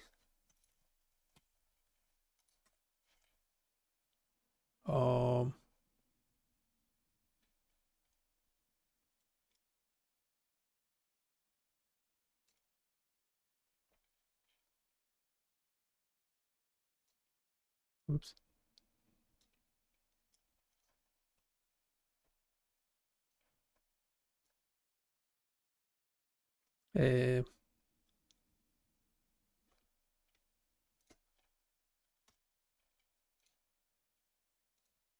Which file, which part of the project, which code is still trying to fetch the static data volumetric image slices?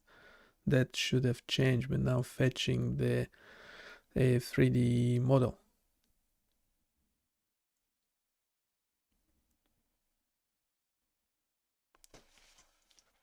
It's looking for the relevant code. It's in main JS. Load 3D model using JSON loader. Basic setup for the 3D view, load a new 3D scene.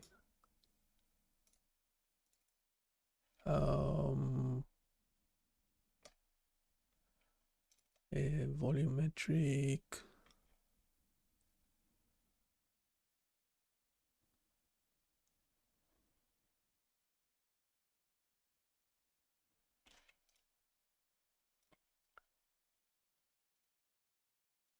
how to modify this code exactly?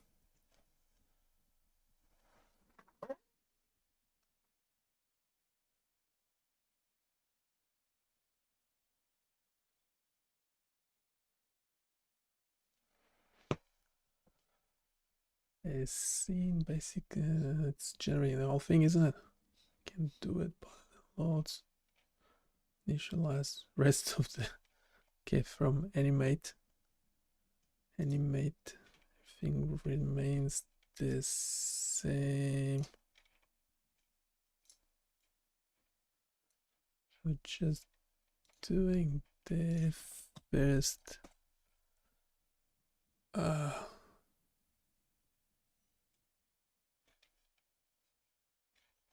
what on earth?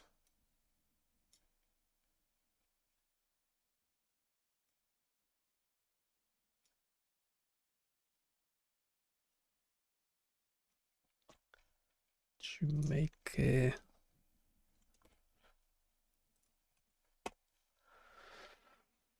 made a mistake.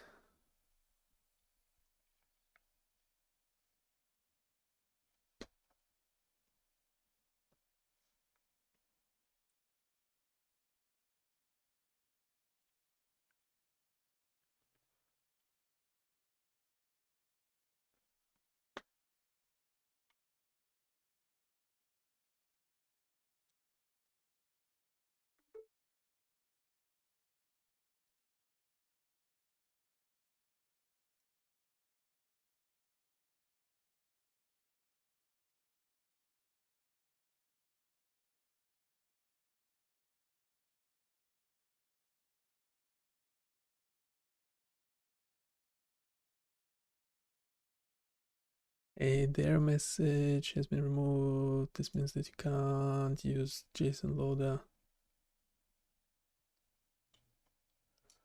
Trying to use JSON loader. Okay, you told me to.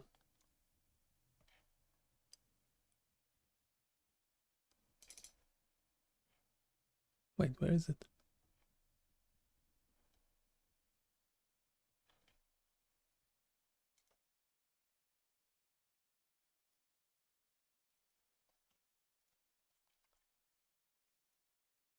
JSON loader. It's an object loader.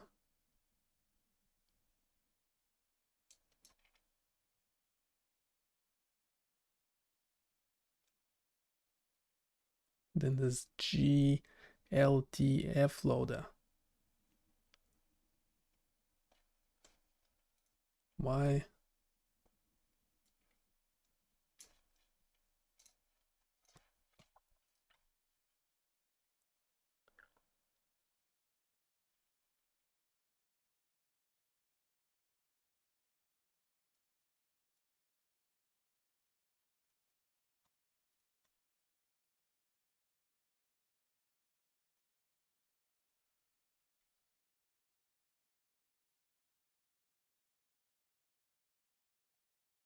Why I can't just, or at least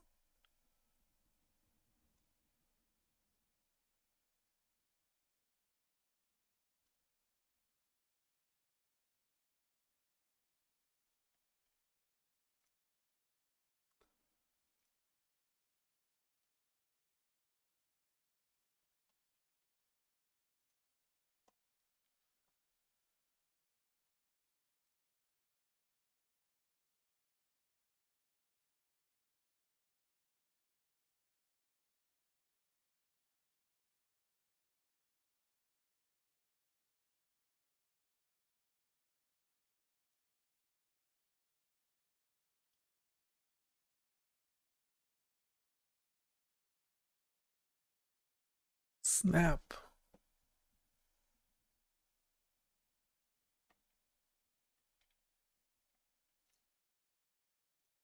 Can I just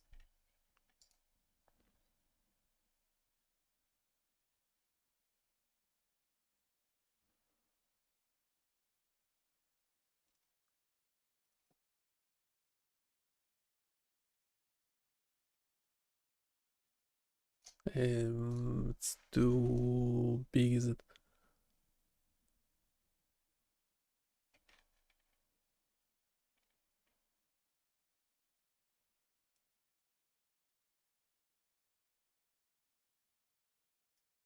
If your JSON file is not in this format, well, don't we know which format is it?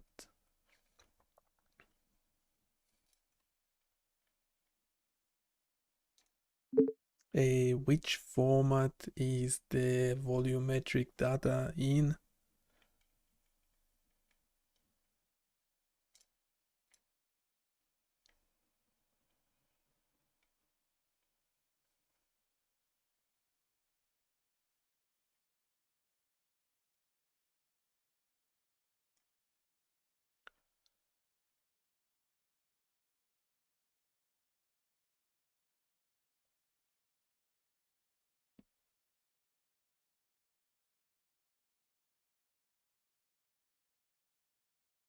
The volumetric data is being saved in JSON format. Specifically, the data is being converted to a list with the tallest method and then saved as a JSON file with the json.dump function. Here's the relevant part of the code. Hashtag. It gets very annoying. A very annoying voice, isn't it? It's supposed to. This must be one of the Microsoft voices, as opposed to the OpenAI ones. They're really horrible. Yeah, once you get used to them, they're fine. But once you heard any one of those new voices, well then, good luck with this one.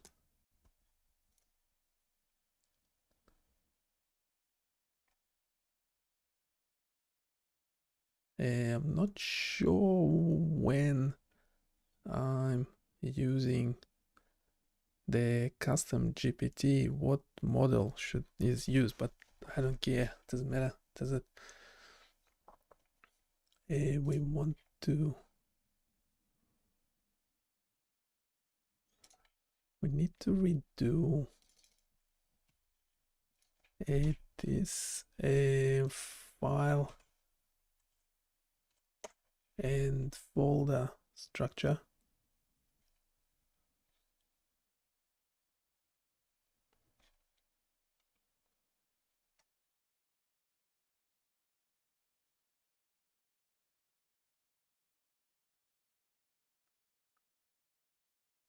Where's the settings? VS Code settings? No. Get rid of it. Right. I was wondering why. Why the different color scheme?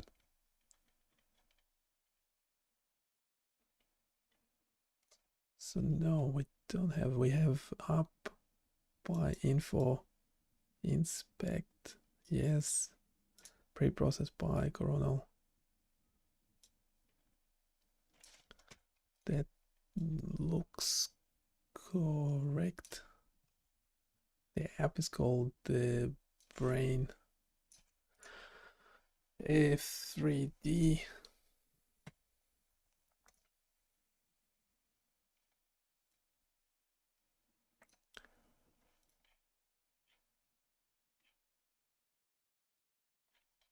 Have a disclaimer and everything. So we're working on this new web application. I'll just share all the details below, and we would like to continue developing it.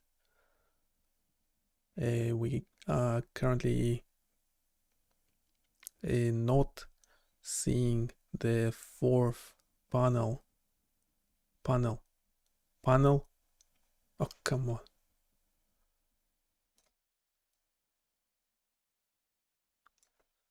I have to type it in. It's not fun.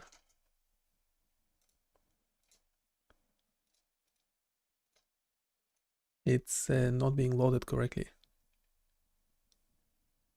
And here's all the relative code below.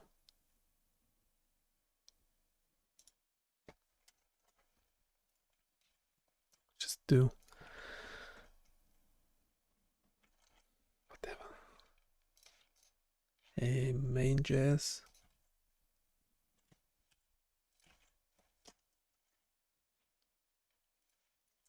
Yes, so this one should make it clear that we have a Flask application. This is a separate pre-processing Flask code. We don't need the inspect nifty file. It's something we already run. Or should we run it again? Where's the nifty? The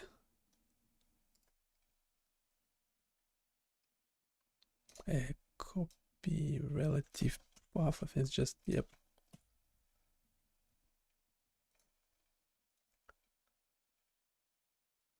It's the header of the nifty file.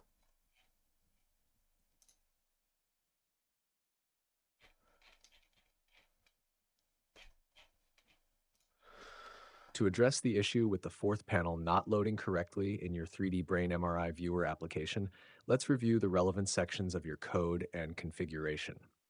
The fourth panel in your setup corresponds to the volumetric view. Here are some possible reasons and solutions for why the panel isn't displaying correctly. 1. HTML structure. Ensure the volumetric view canvas element is correctly defined in your HTML. HTML.docleg eng. Metacharset viewport, content with device width, initial scale 1 point, title 3D Brain MRI viewer, link rel style sheet, REFL URL for CSS/.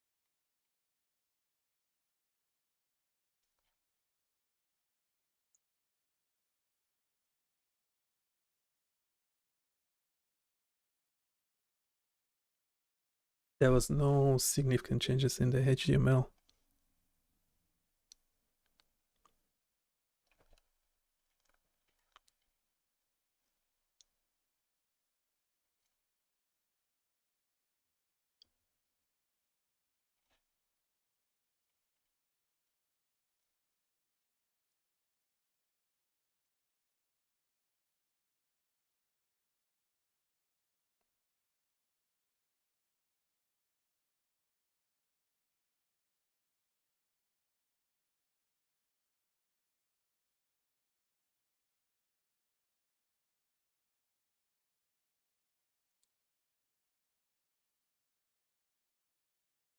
Haven't actually changed anything, have you?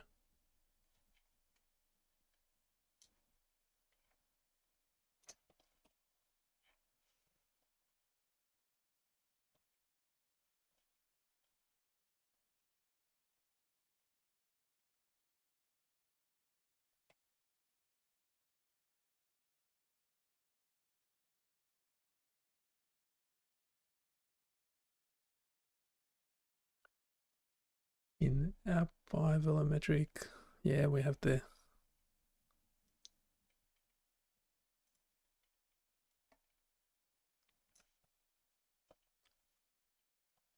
don't get why are you generating the same code? A canvas container.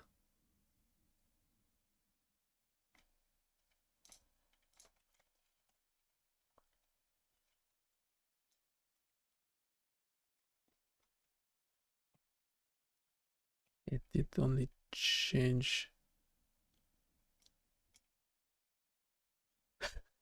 And that last sentence is totally out of whack. Yeah, those are the instructions I gave to the custom GPT.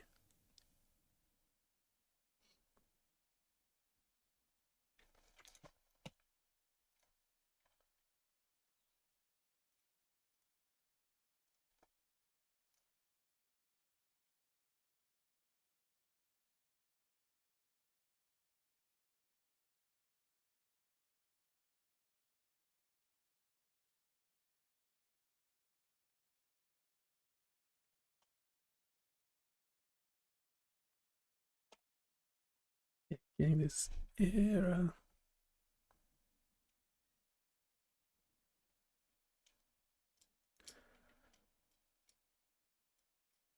the roots are fine.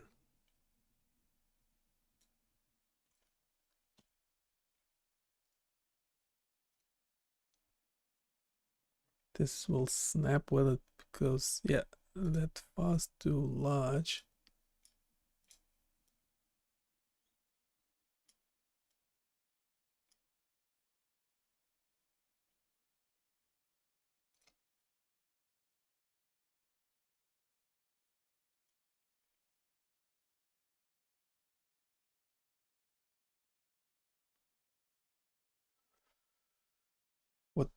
What the problem would be.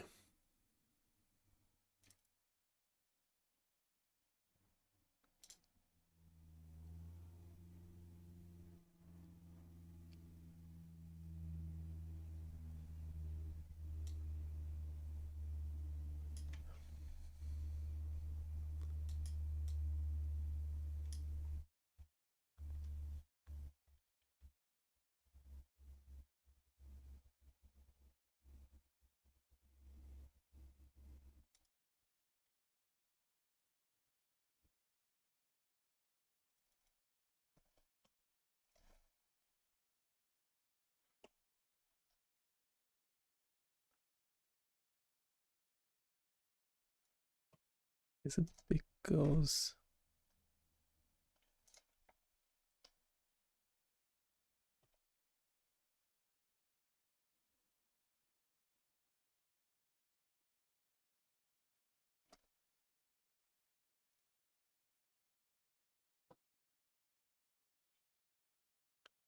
the JSON file is too large?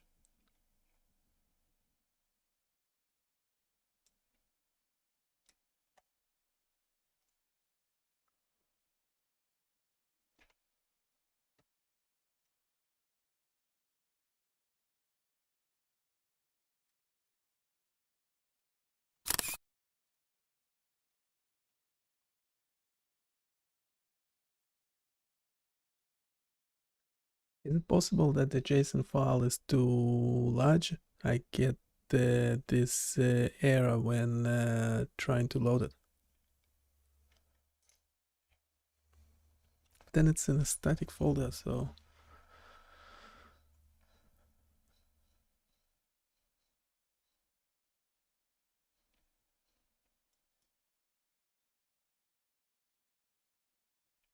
it's not extremely large.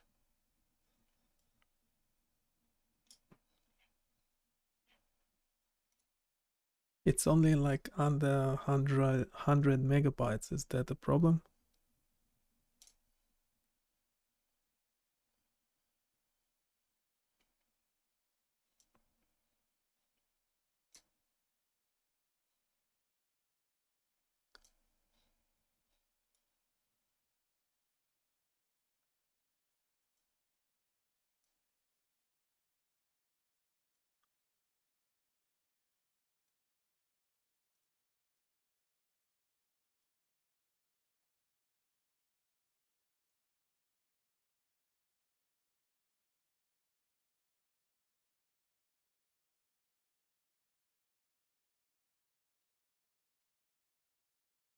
I'm suggesting compressing it first. The error you are encountering, sigil, illegal instruction, typically indicates an issue with the server's ability to handle the request or process the file, potentially due to file size or resource limitations.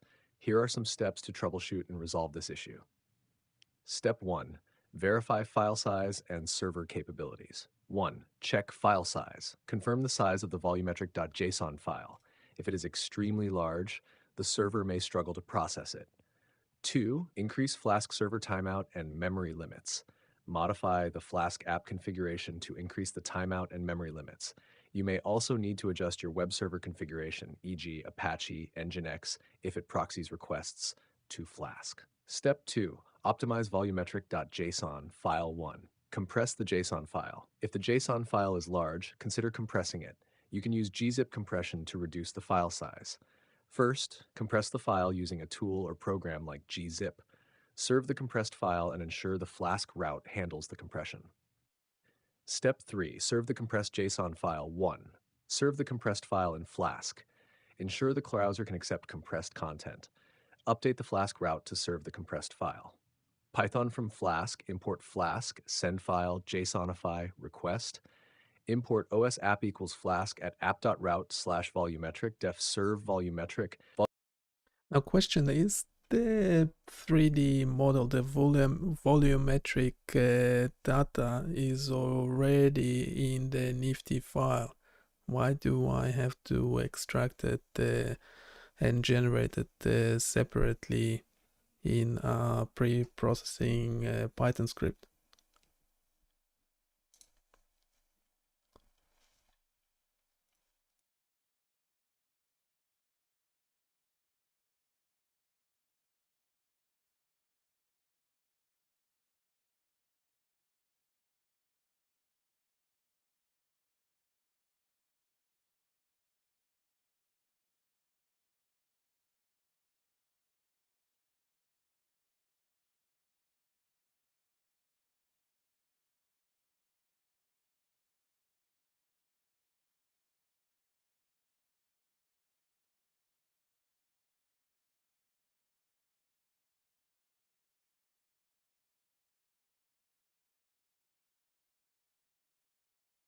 You're correct that the volumetric data is already present in the Nifty file. However, the extraction and pre-processing steps are necessary to convert the raw Nifty data into a format that is suitable for web-based 3D visualization. The reasons for this include: 1. File format compatibility. Web browsers cannot directly interpret Nifty files. They require data in a more web-friendly format, such as JSON, that can be easily handled by JavaScript libraries like 3.js. 2. Data preparation.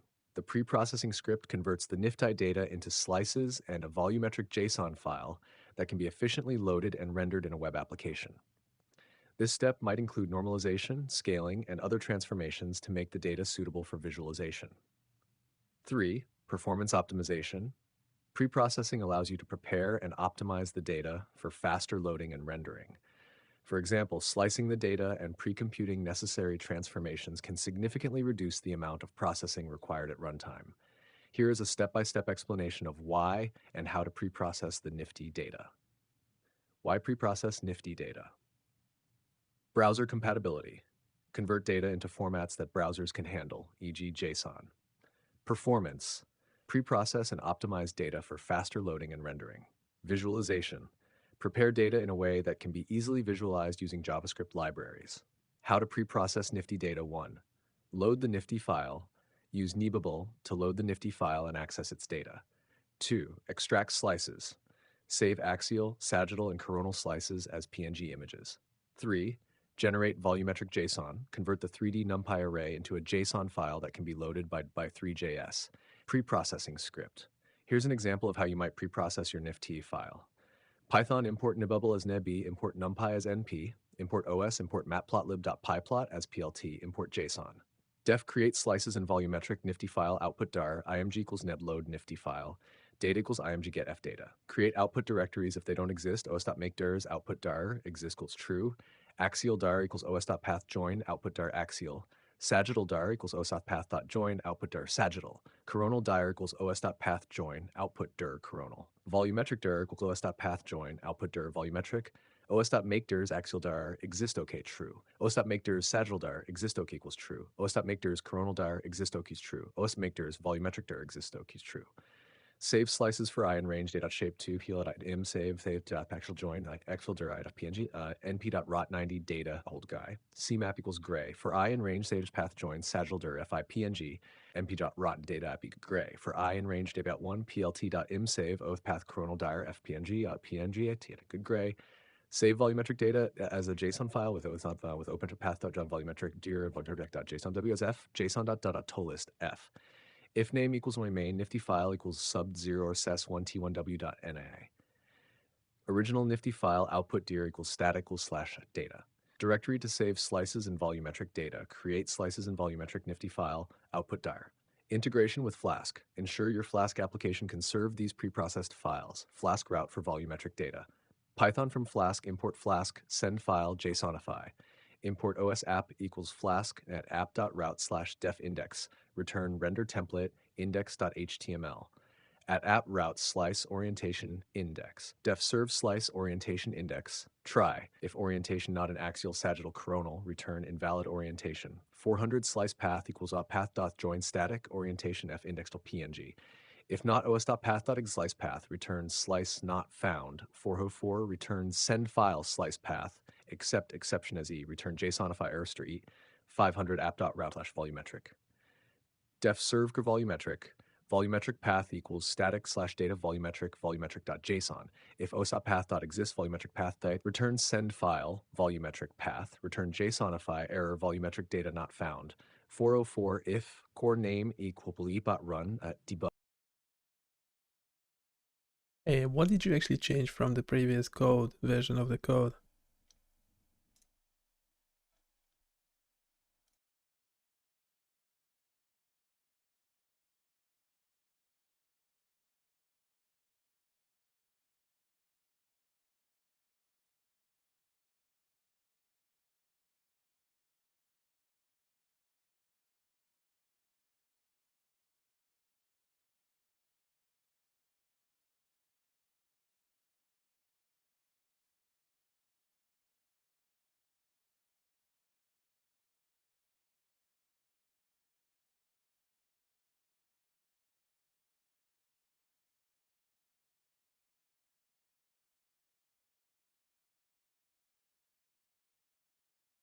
The changes made from the previous version of the code focus on ensuring the server can handle the volumetric data correctly, troubleshooting file paths, and optimizing the process.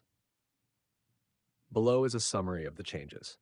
1. Ensure the Flask route is correct and handles errors. Added error handling for file serving and ensured the Flask route is correctly defined. 2. Check and serve the volumetric JSON file. Ensured the route serves the JSON file properly and handles potential issues. 3. Verify and log outputs in JavaScript. Added console logs for better debugging in the JavaScript code. Here are the detailed updates. Updated Flask route. The Flask route has been updated to ensure it handles errors and serves the volumetric.json file correctly. Python from Flask, import Flask send file, JSONify, import os app equals Flask name app.root / def index, return rendered template index.html app.route /slice orientation int index. Def serve slice orientation index. Try. If orientation not in axial sagittal coronal, return invalid orientation. 400 slice path equals os.path join static data orientation f index png. If not os.path.exists slice path, return slice not found.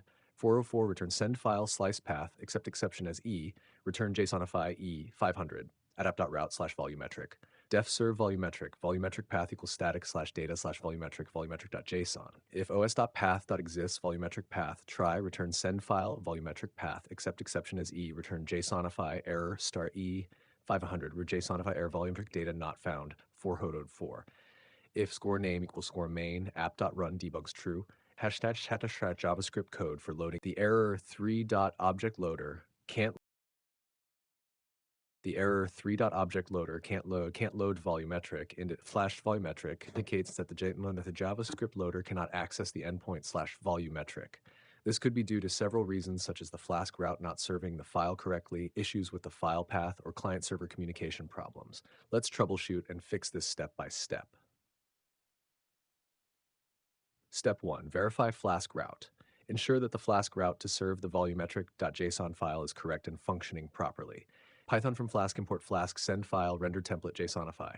Import os app equal Flask or name app.route /def index return render template index.html at app.route /slice orientation int index. Def serve slice orientation index. Try if orientation not in axial sagittal coronal, return invalid orientation. 400 slice path equals os.path.join static data orientation f index.png. If not os.path.exists slice path, return slice not found. 404 return send file slice path except exception as e. Return JSONify error star e. 500 at route /volumetric. Def serve volumetric path equals static data volumetric /volumetric.json.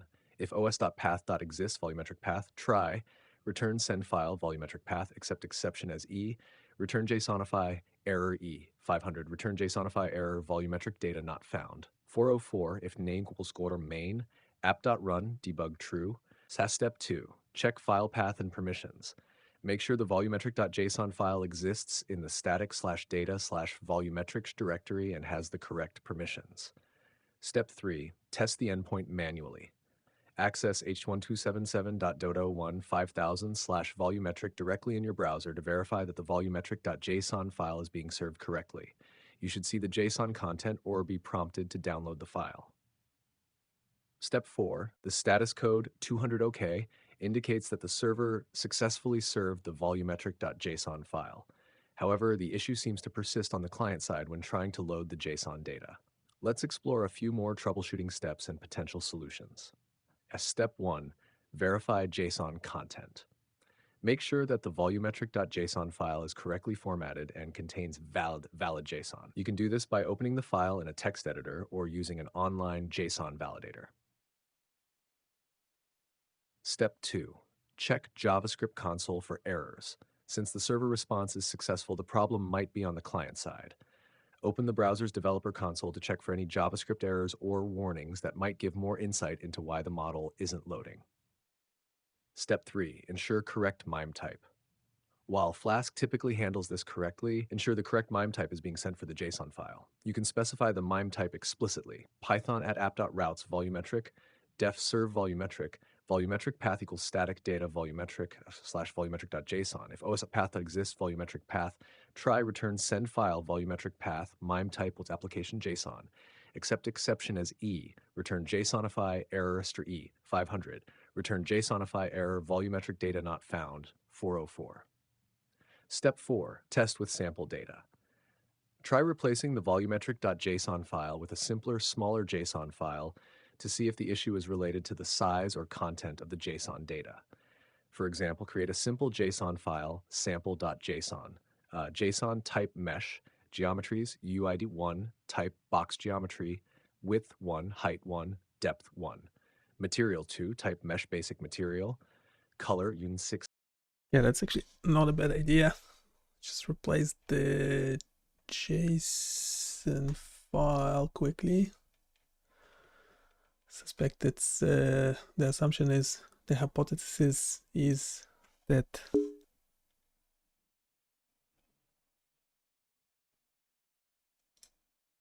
it just crashed on me while trying to open it as well. It's only 100 megabytes. Like what why is it a problem? Maybe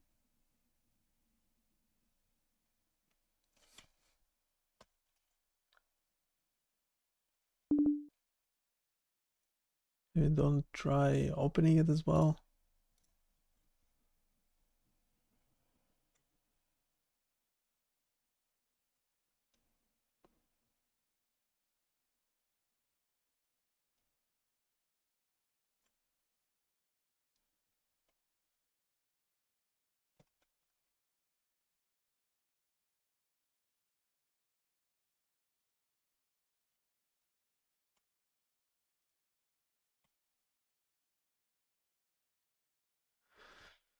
Don't try opening it. Just have a simpler JSON file.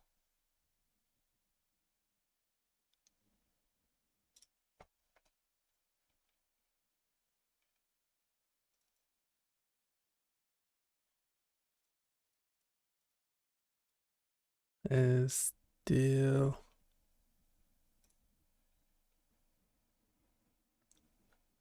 doesn't work. Still doesn't work.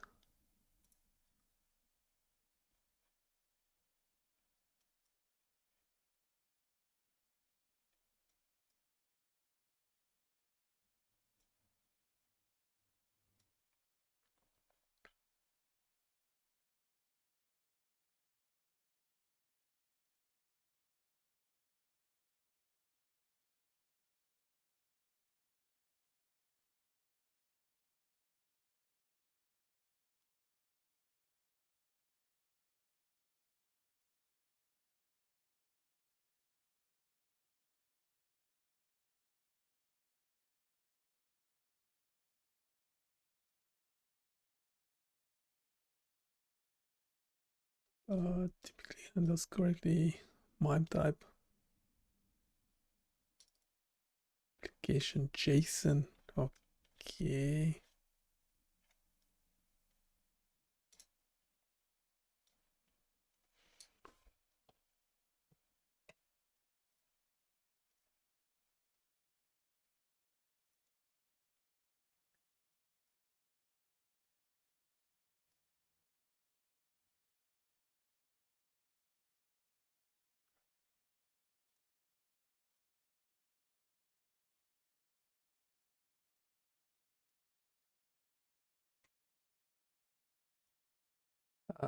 Just run the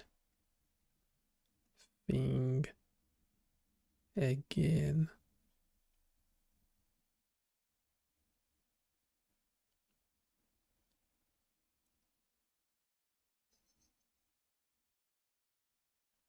Something with that object loader.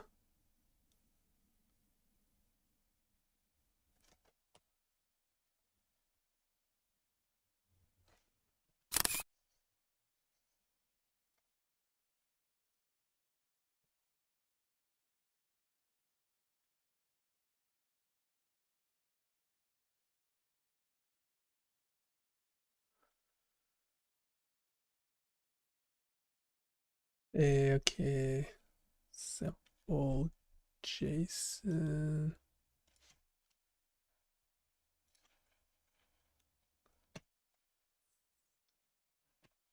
Actually rename it.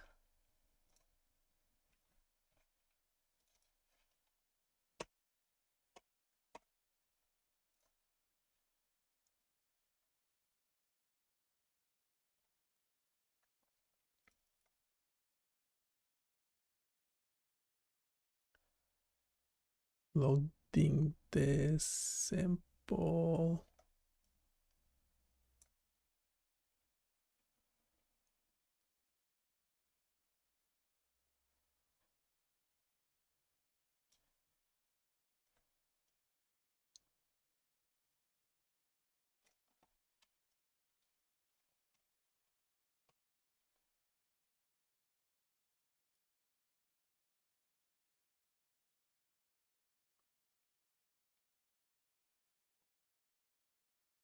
JavaScript, console log, object loader.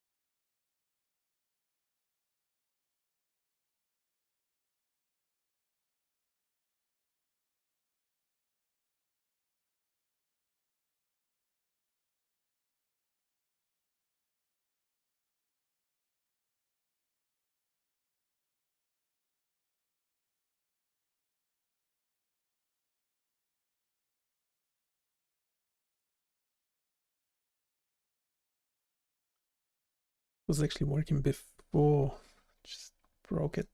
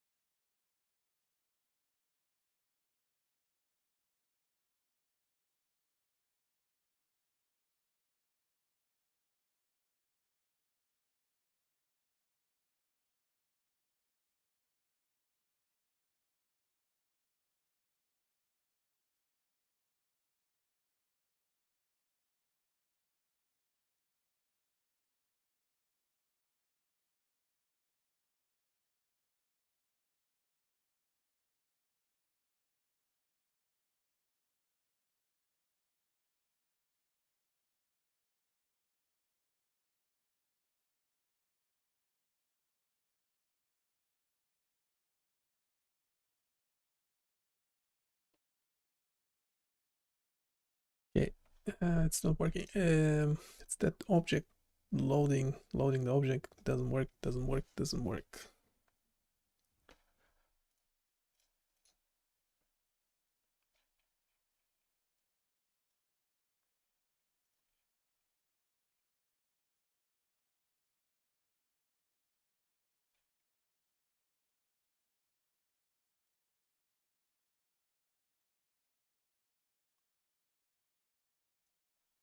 No, I suspect I'm kind of giving up. I suspect that the object loading is not loading. How can we test that the original model, 3D model for the volumetric data was generated correctly?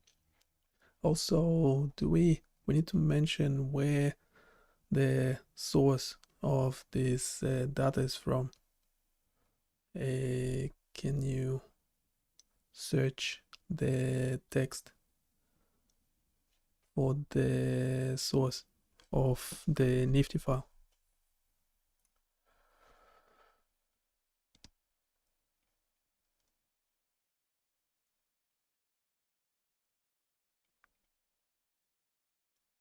Searching my knowledge.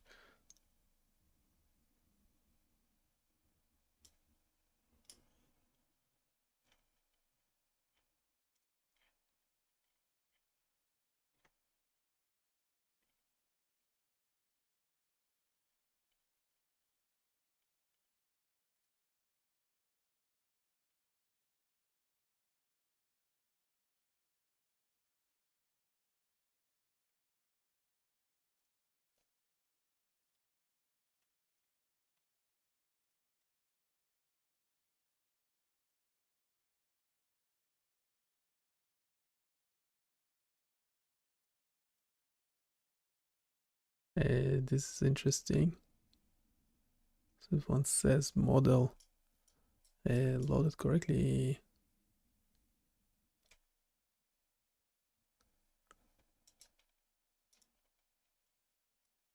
is it just that we don't have anything in it? Mass whale.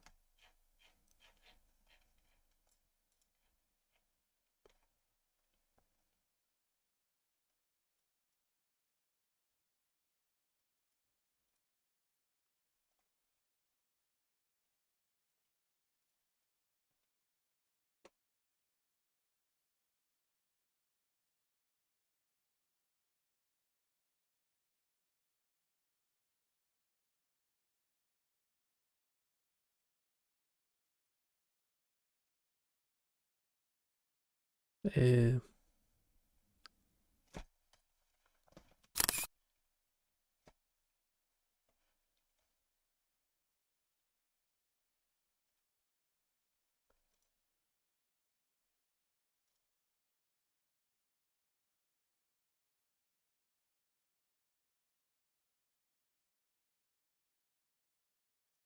has a geometry and everything.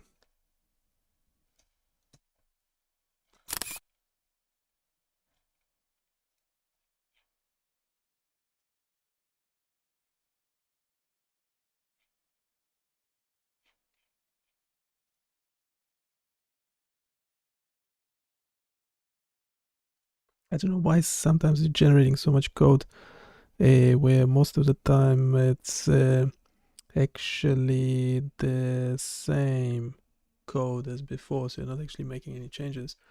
Also now is in the, as the image suggests, we do have the model, you just can't see it on the screen. Can we actually change the 3D object to actually show something for testing?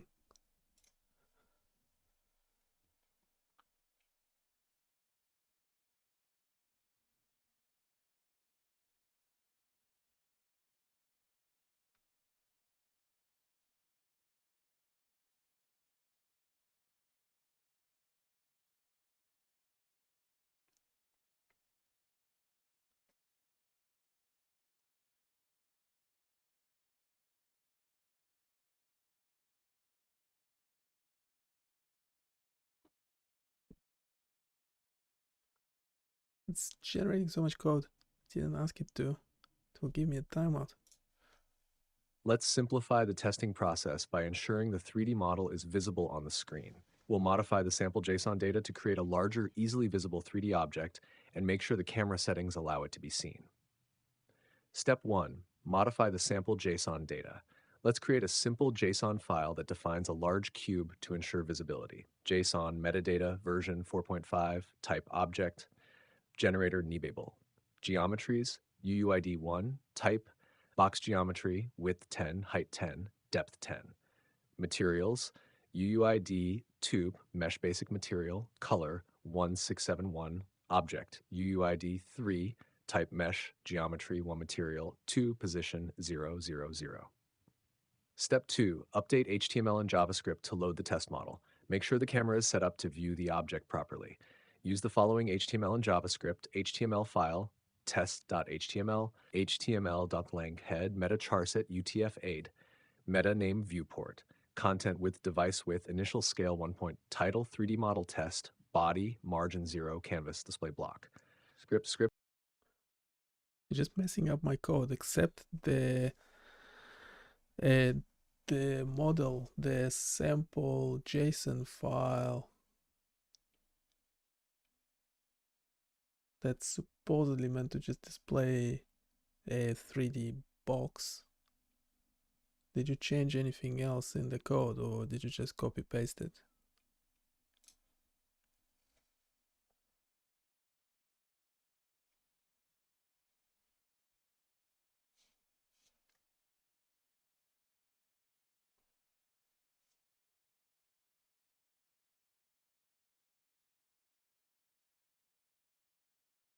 Just keeps copy pasting stuff. I don't get it.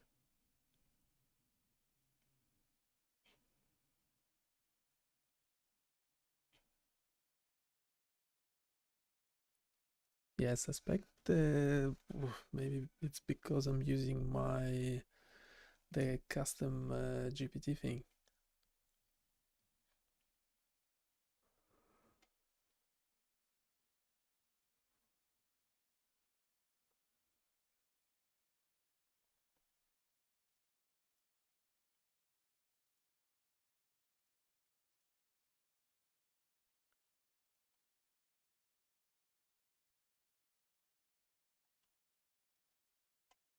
Wonder if I can just display this model. What are you doing?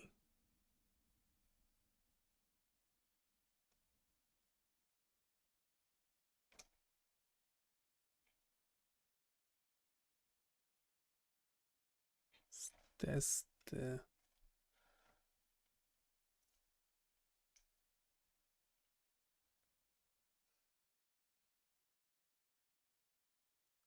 Let's do test HTML.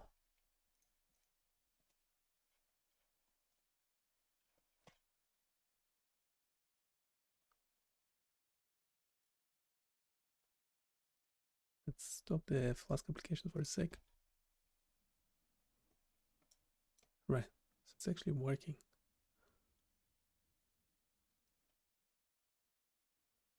Yeah, it's not working only when using Flask.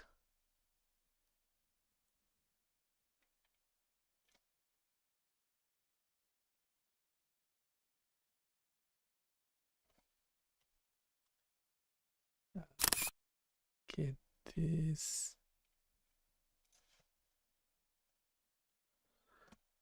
This is working, but when we're using Flask, it's not working anymore.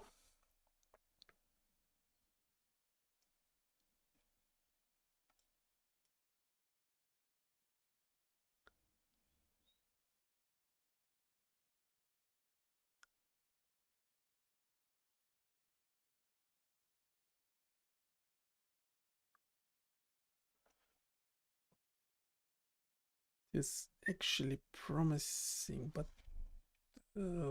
stuffed up. This won't run anymore, of course.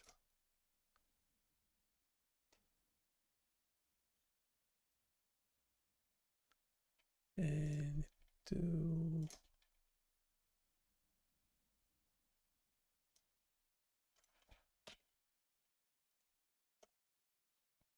yeah, don't actually have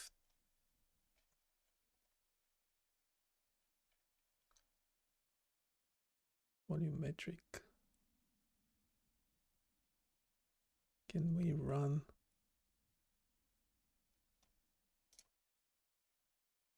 this using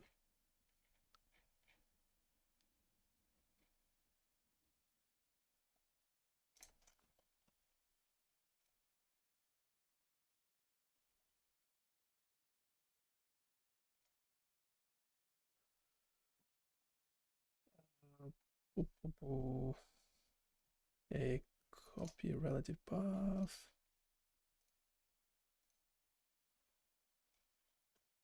a use instead let's see if it can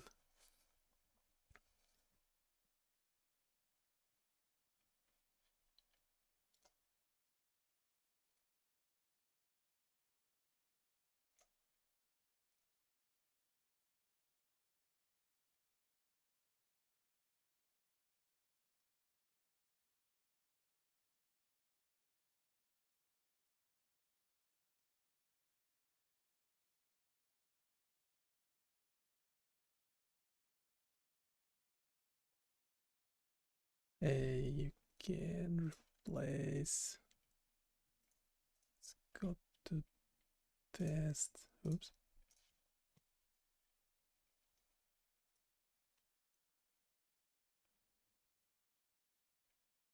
oh come on,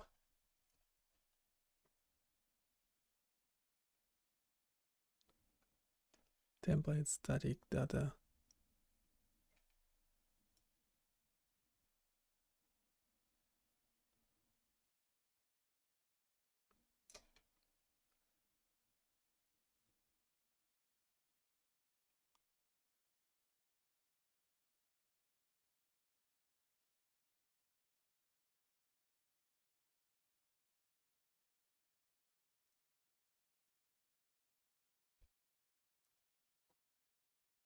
do let's do absolute path.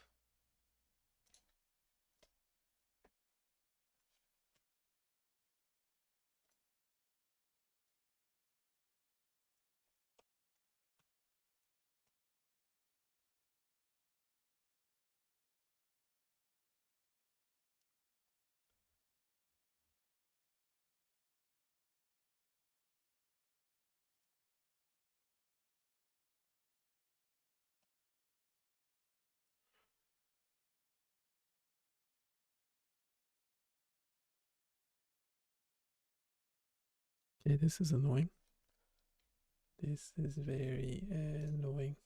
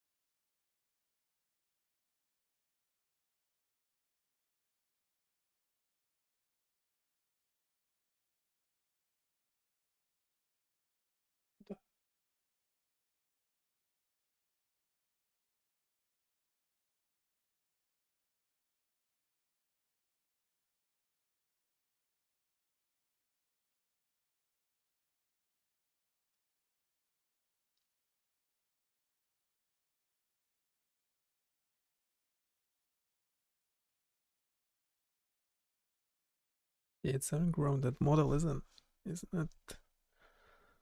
something wrong with that model?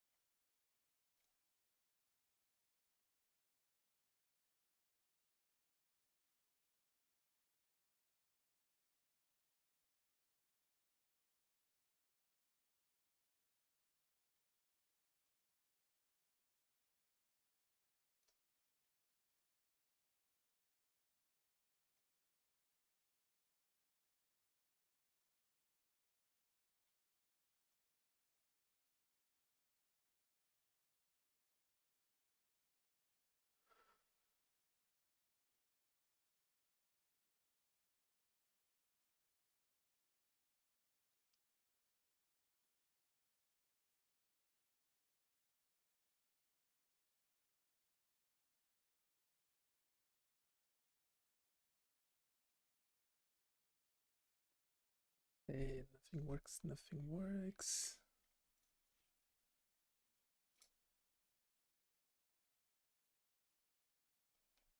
Hey, let's update this text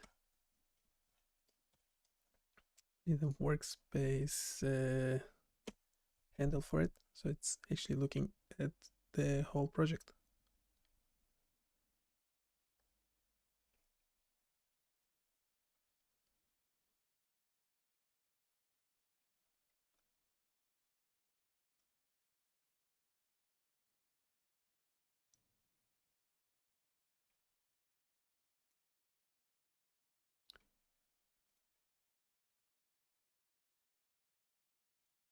Yeah, we don't actually need these two.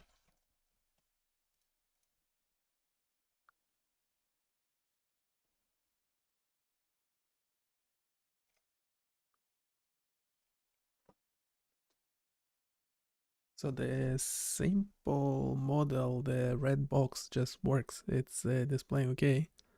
So why is a volumetric JSON file is not displaying? Here's all the relevant code below.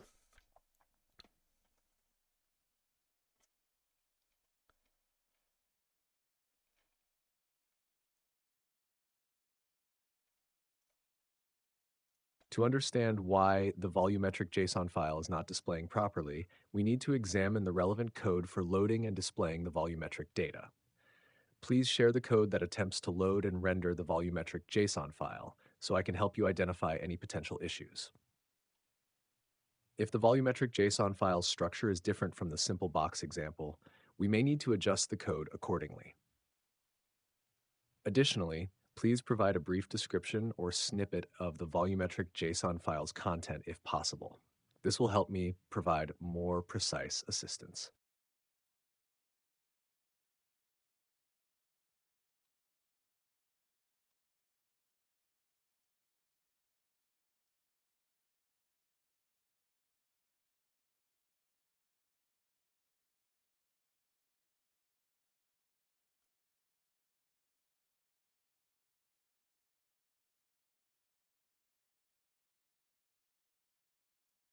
Gonna crash my Visual Studio Code, wouldn't it? I don't know why it's such a yeah. It's only under 100 megabytes JSON file. Why is it the problem?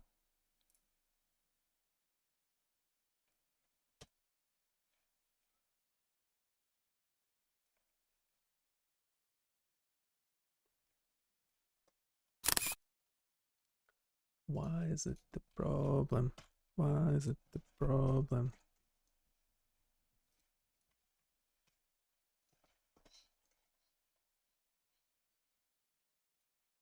We also have this inspect nifty file, which actually gives us useful stuff.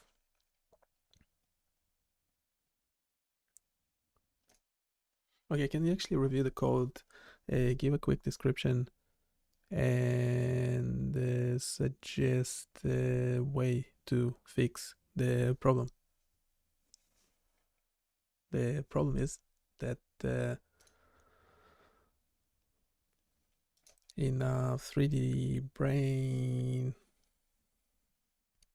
structure, everything is being displayed okay except the fourth panel, which meant to have the volumetric data. That one is not loading at all.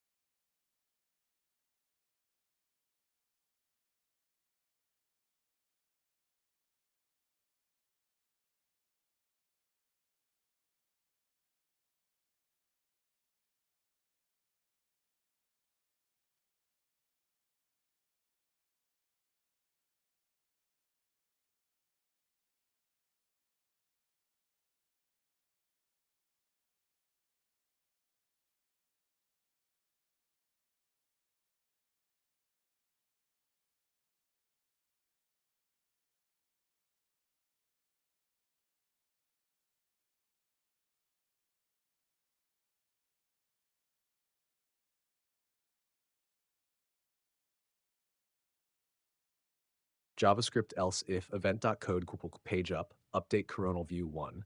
Else if event.code equals page down, update coronal view -1.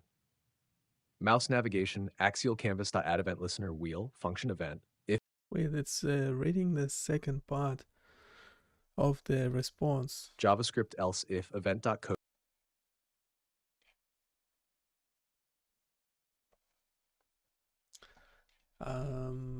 Yeah, go figure. Code review, HTML, yes. JavaScript, yes. Python backend, script pre-processing, uses the Nifty file, saves the size image into PNG, and volumetric data as a JSON file, respectively. Yeah, that's correct. Volumetric data and show, yes, yes, yes. Here's some changes.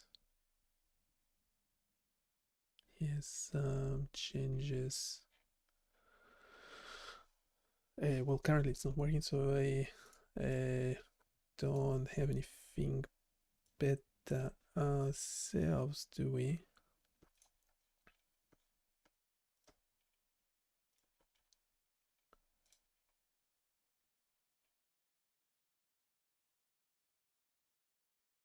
They haven't actually changed anything. That's the thing about it lately.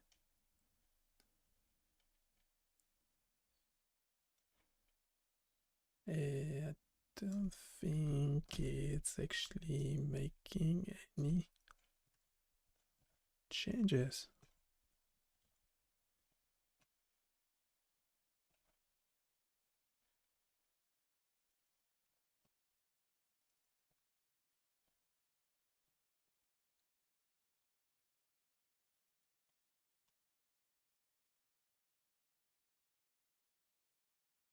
That should be fine.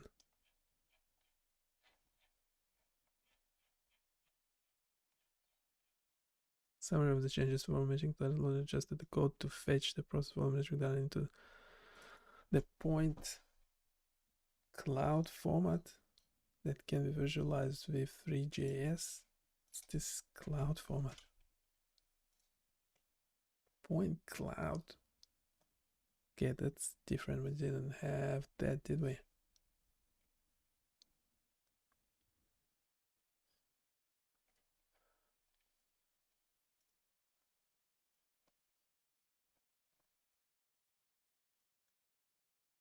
A point cloud. Point. Okay.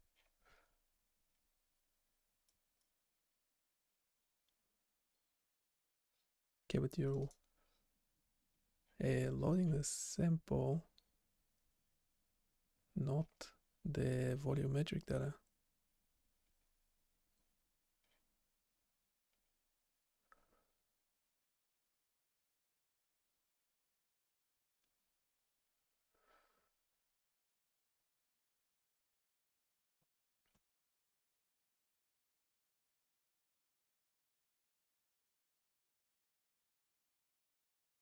Okay, it's loading volumetric data as well. Camera position Z50. Whatever that means. That's not complete code, because just split it up into two parts.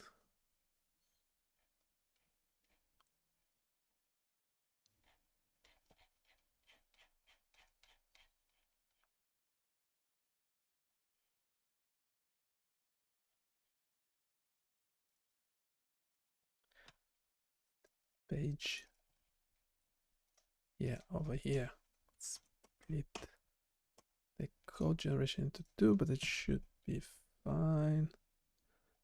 Make sure the Flask application runs correctly, define the server running properly.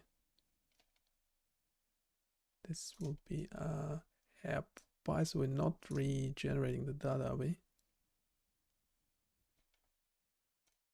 We are not regenerating the data, are we?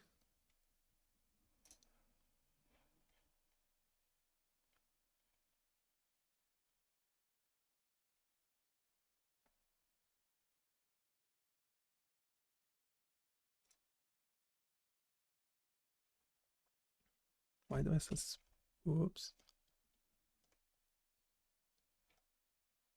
Why do I suspect the Python backend is exactly as it was?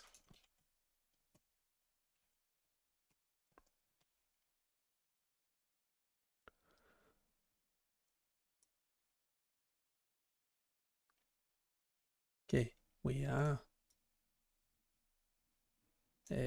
changing the pre-processing.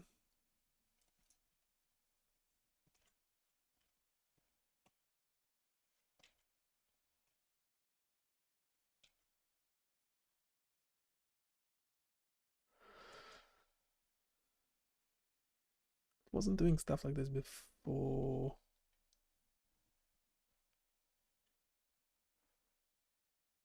Wasn't doing stuff like this before.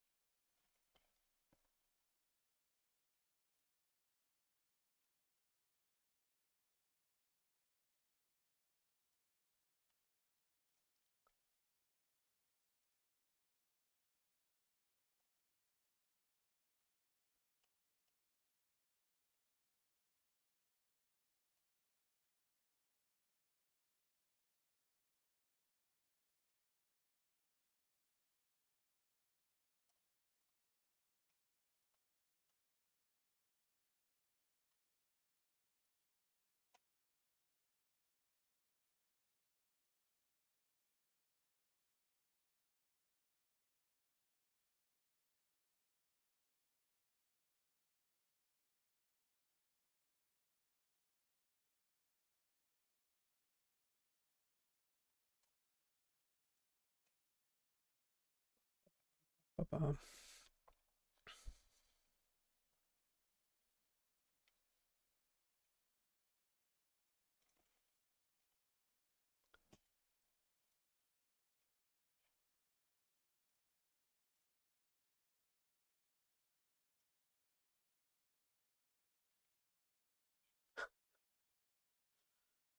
Why is it always data? No, we are not regenerating the data. The provided preprocess.py script was included to show how the data might have been generated. If your volumetric data is already generated and saved correctly, you don't need to rerun this script. Let's focus on ensuring that your current volumetric JSON data is properly loaded and visualized in the application. Ensure volumetric data loading and visualization. Here is a streamlined version of the JavaScript and Flask backend code to ensure that the volumetric data is loaded. Was the error failed to play message? What?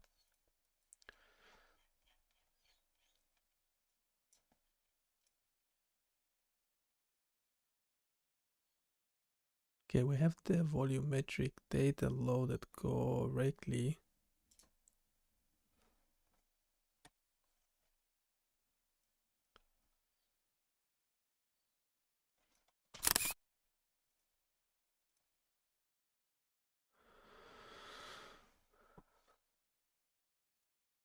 Okay, now we have the volumetric data loading correctly, but I still cannot see it on the fourth panel.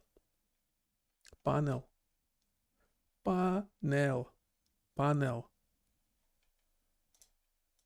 They're teaching me English, that's great.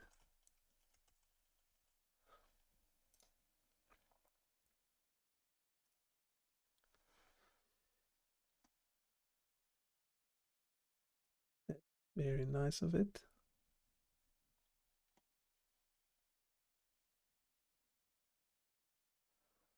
Check the data structure rendering the point of cloud and change point clouds and to the scene and rendered correctly. Debugging steps to debug console log. Yep, camera position, point size and color. The JavaScript, we just modified the JavaScript.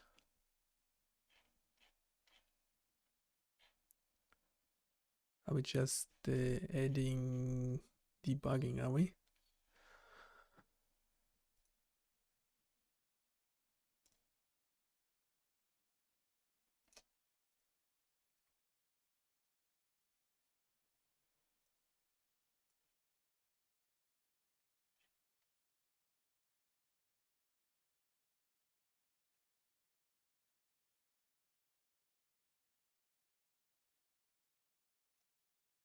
Since the volumetric data is loading correctly but not displaying, let's verify a few things to ensure the visualization part works properly. Here are the key steps. 1. Check the data structure. Ensure the data structure you receive is as expected and being processed correctly. 2. Rendering the point cloud. Ensure the point cloud is added to the scene and is rendered correctly. 3. Debugging visibility. Check if the point cloud is within the camera's view and verify if any properties such as scale, position, or visibility are affecting it. Steps in debugging. 1. Console log. Add console logs to verify the data structure and the number of points being generated. 2. Camera position. Ensure the camera is positioned correctly to view the point cloud. 3. Point size and color. Ensure the points are large enough to be seen and have a distinct color. Let's modify the JavaScript to include these debugging steps. JavaScript main.js. JavaScript basic setup for 3D view. Let scene equals new 3.scene. Let camera equals new 3.perspective camera 75 window inner width / window.inner height 0.1 1000. Let renderer equals new 3.webgl renderer. Render.set size window inner width 2 window inner height 2. Document get element by id volumetric view.append child renderer.dom element. Let controls equals new 3.orbit controls camera renderer.dom element. Load volumetric data fetch / volumetric, then response.json, then data console.log volumetric data loaded successfully. Data, let voxel size equals 1, adjust voxel size as needed.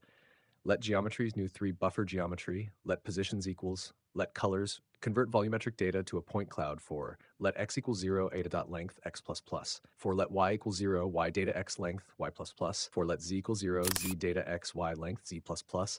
If data x, y, z 0 / assume non-zero values are part of the structure positions dot push x of voxel size, y to voxel size, z to voxel size.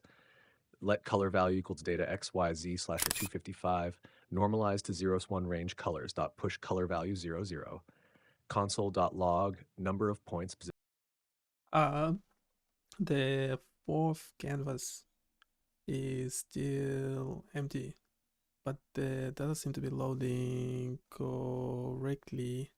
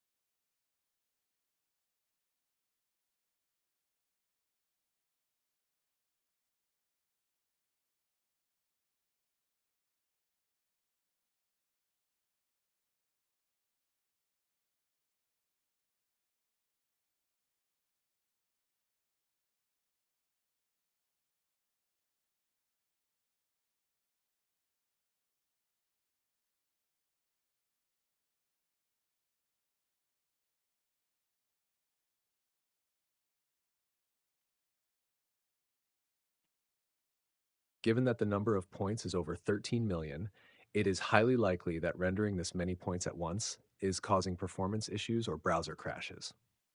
Here are some strategies to manage large volumetric data and ensure it displays correctly. 1. Downsample the data. Reduce the number of points by sampling only a subset of the data. 2. Level of detail, LOD. Use level of detail techniques to display fewer points when the object is far away. 3. Dynamic. So it keeps crashing the chat.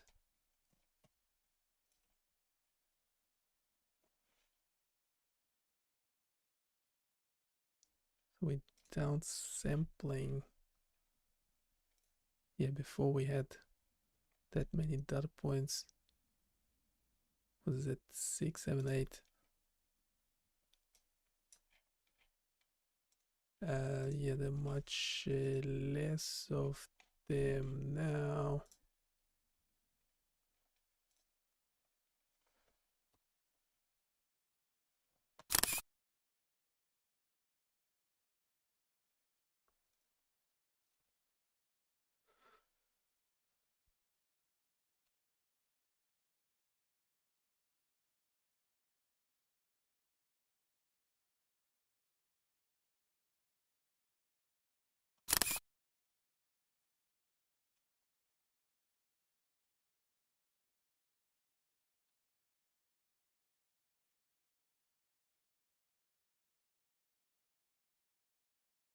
Yeah, there's much lower number of data points, which is great, but I still cannot see anything in the fourth canvas.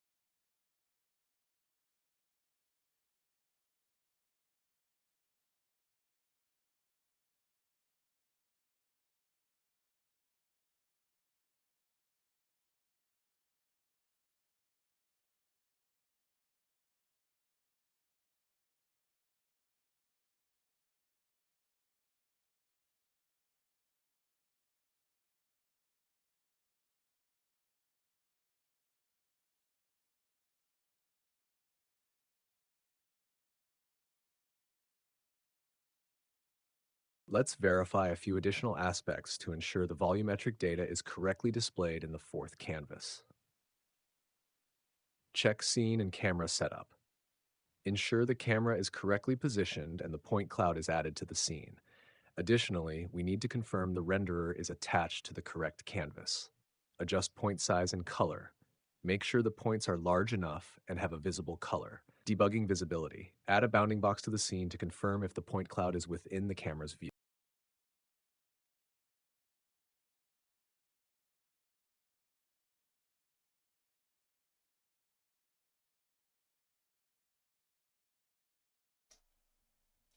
Keeps failing to read the text. I don't know why.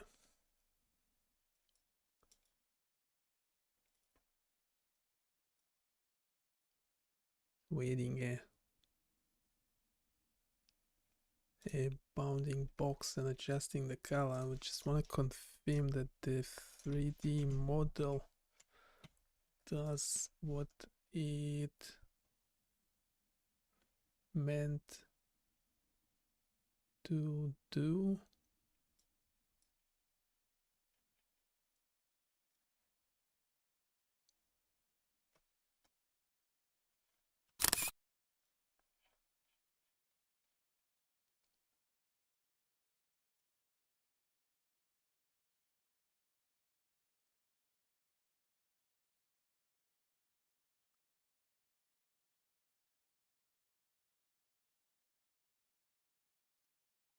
I used the code, but nothing seemed to have changed.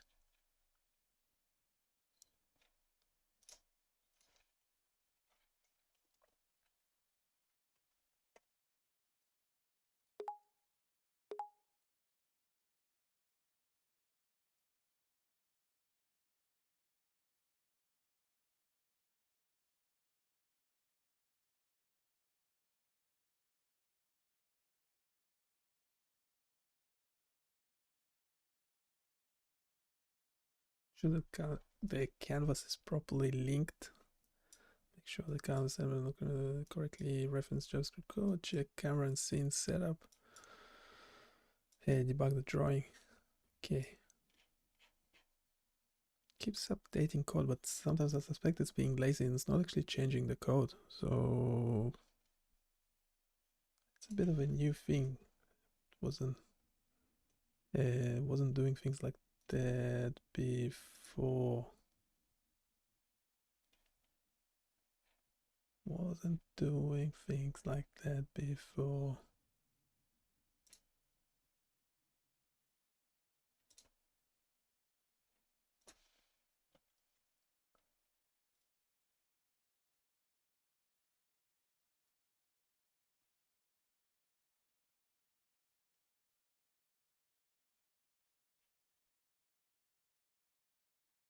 Let's further debug this issue by verifying a few more aspects. 1. Ensure the canvas is properly linked. Make sure the canvas element for the volumetric view is correctly referenced in the JavaScript code. 2. Check camera and scene setup.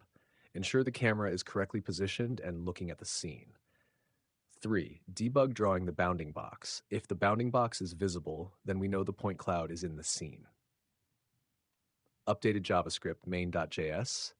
We will add more debugging information and ensure that the camera and controls are properly set. JavaScript / basic setup for 3D view, let scene equals new 3.scene, let camera equals new 3 perspective camera 75.inner width / win.inner height 0.1 thousand, let renderer equals new 3.webgl renderer, renderer.set size window inner width 2, window.inner height /2, document get element by ID volumetric view.append child renderer.dom element. Let controls equals new 3.orbit controls camera renderer.dom element. Debugging log when the renderer is successfully attached to the canvas console.log renderer attached to volumetric view canvas. Load volumetric data fetch /volumetric then response.json then data equal console.log volumetric data loaded successfully data let voxel size equals 1 adjust voxel size as needed let geometry equals 3.buffer geometry let positions equals let colors equals. Downsampling factor, e.g. 10 will use every 10th point in each dimension. Let downsample factor equals 10. Convert volumetric. I don't get any errors, but there's still nothing in the fourth canvas.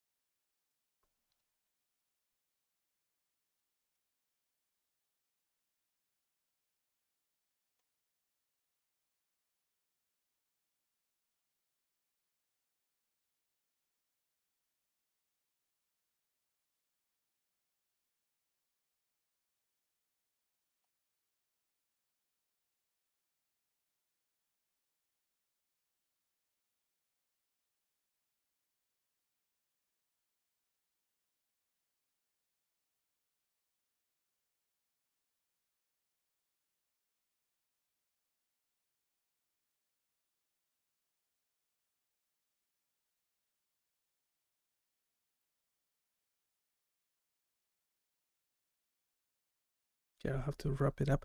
We also, so those live streams, people don't quite understand what I'm this thing is still running. Anyway, as just a general overview, we are developing this website. It's called biomedical.com. It has a bunch of web applications. So we are trying to keep it dynamic. So it's not only blogs, but also dynamic data like this one, which is actually using your microphone and can show you interesting stuff. In this case, it shows how a cochlear implant works. I did my PhD on cochlear implants, so I should know a thing or two about them. So that code was all generated by ChatGPT, but it's actually pretty good in terms of what it does. It's pretty accurate. It's not hallucinating or anything. There might be some hallucinations in the text, but I did read all the text, so it is, all the text on the website is an equivalent of me writing it or directing, copywriter to write it. In this case, the copywriter is GPT-4. There should have been a disclaimer there. Make sure there's a disclaimer, everywhere on the site, just to be sure. It's a Creative Commons 4, attribution required. We have to sort out the license as well, but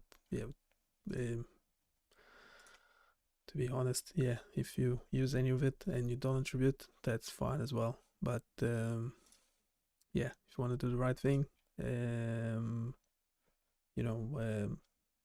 mention where you got this from.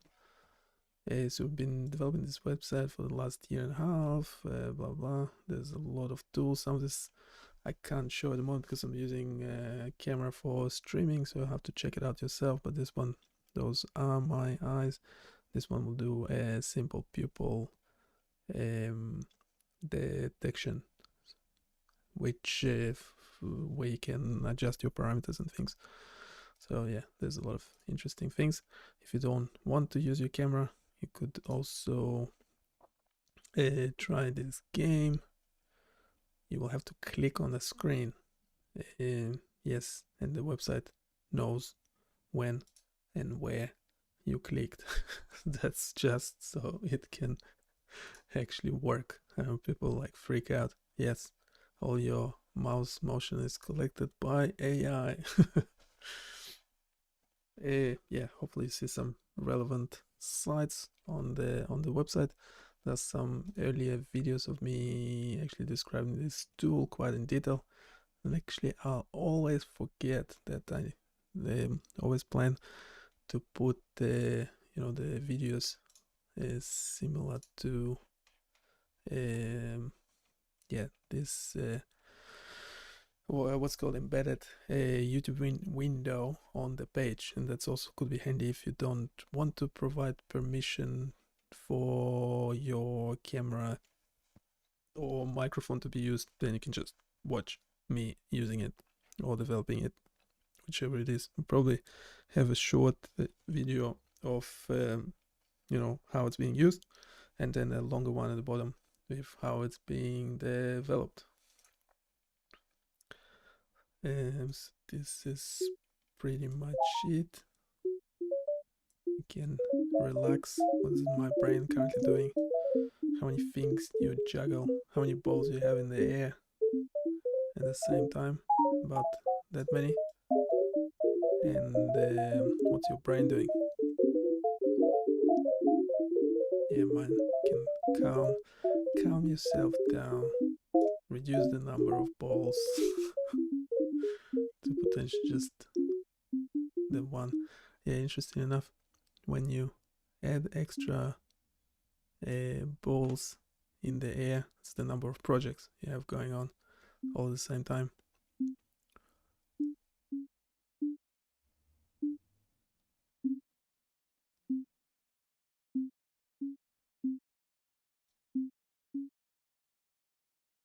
Yeah, so the speed is actually,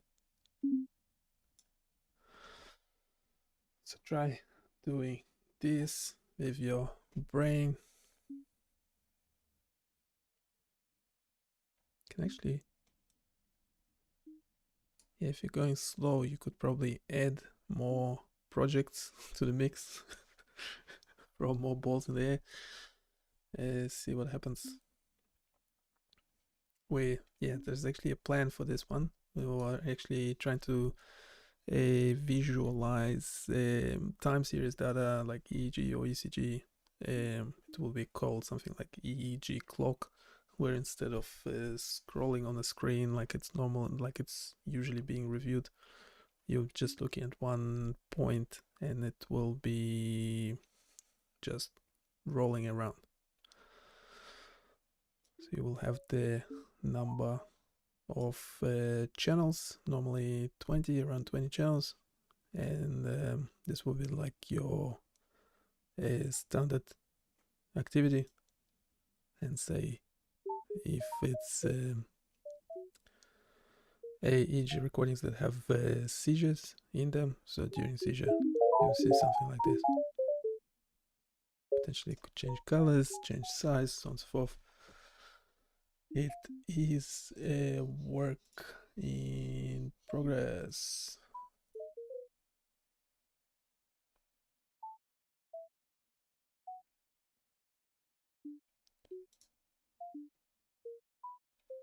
The live stream is also meant to be interactive, so yeah, go check the site. Those are some new tools that will be coming shortly. It finished generating now. Didn't finish, did it? I get a timeout. Did I get a timeout? Normally I noticed GPT-4 times out first before 4.0, whatever the name is. It doesn't seem like I got a timeout. Do I need to?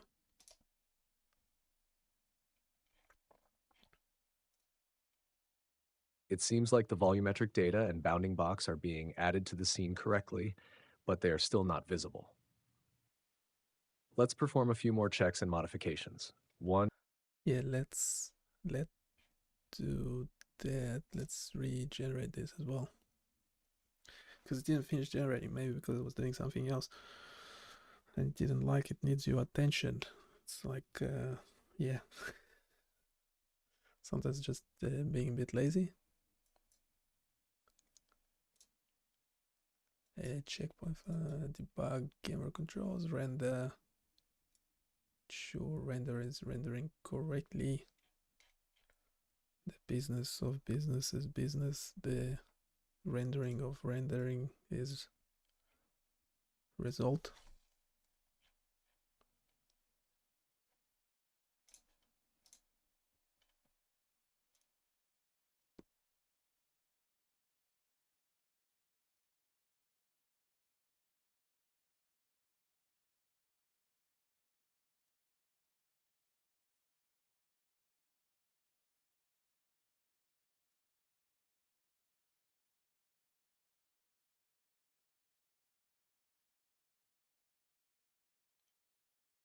That was quick. Since there are no errors but nothing is being displayed, let's further investigate and ensure that the point cloud is being rendered correctly. Here are a few more steps to debug and verify. 1. Ensure renderer is rendering correctly. Add a clear color to the renderer to confirm that it's rendering to the canvas. 2. Check point cloud position. Ensure the point cloud is correctly positioned within the camera's view. 3. Debug camera controls. Ensure the camera controls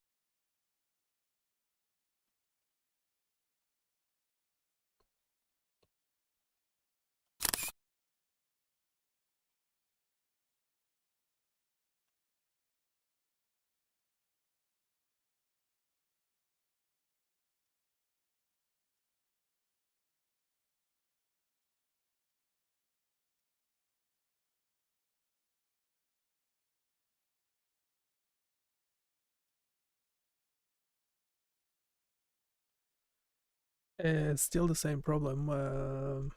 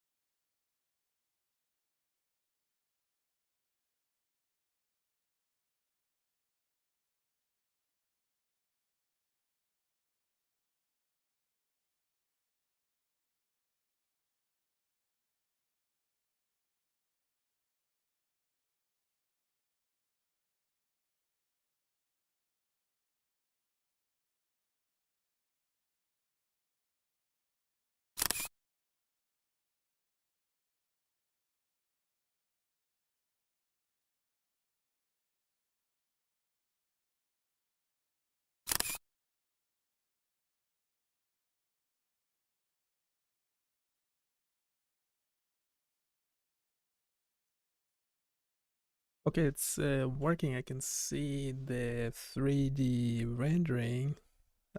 Just looks a bit weird. Can you explain what's going on? Look at the images provided.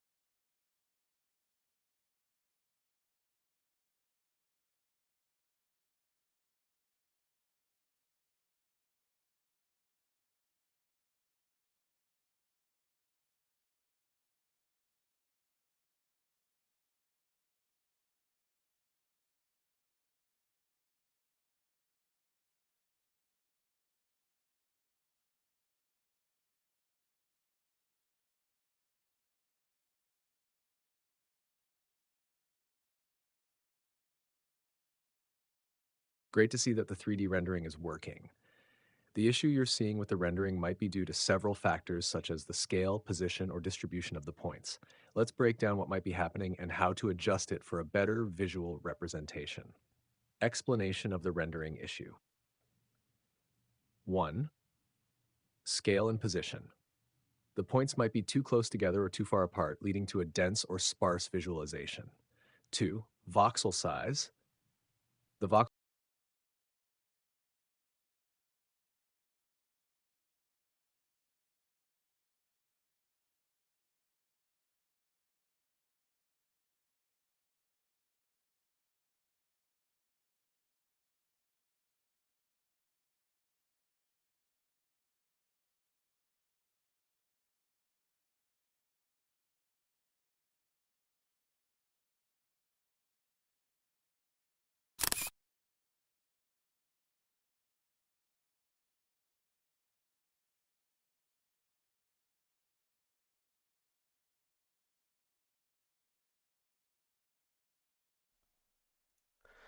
Yeah, not much have changed.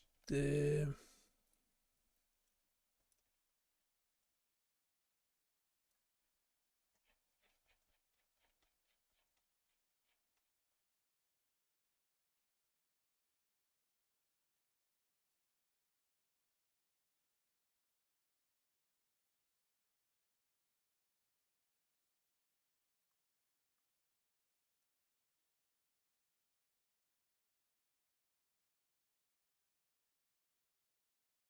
yeah, I totally didn't expect it to look like this. Can you see? Uh, can you find other examples of similar displays and explain what might be happening here?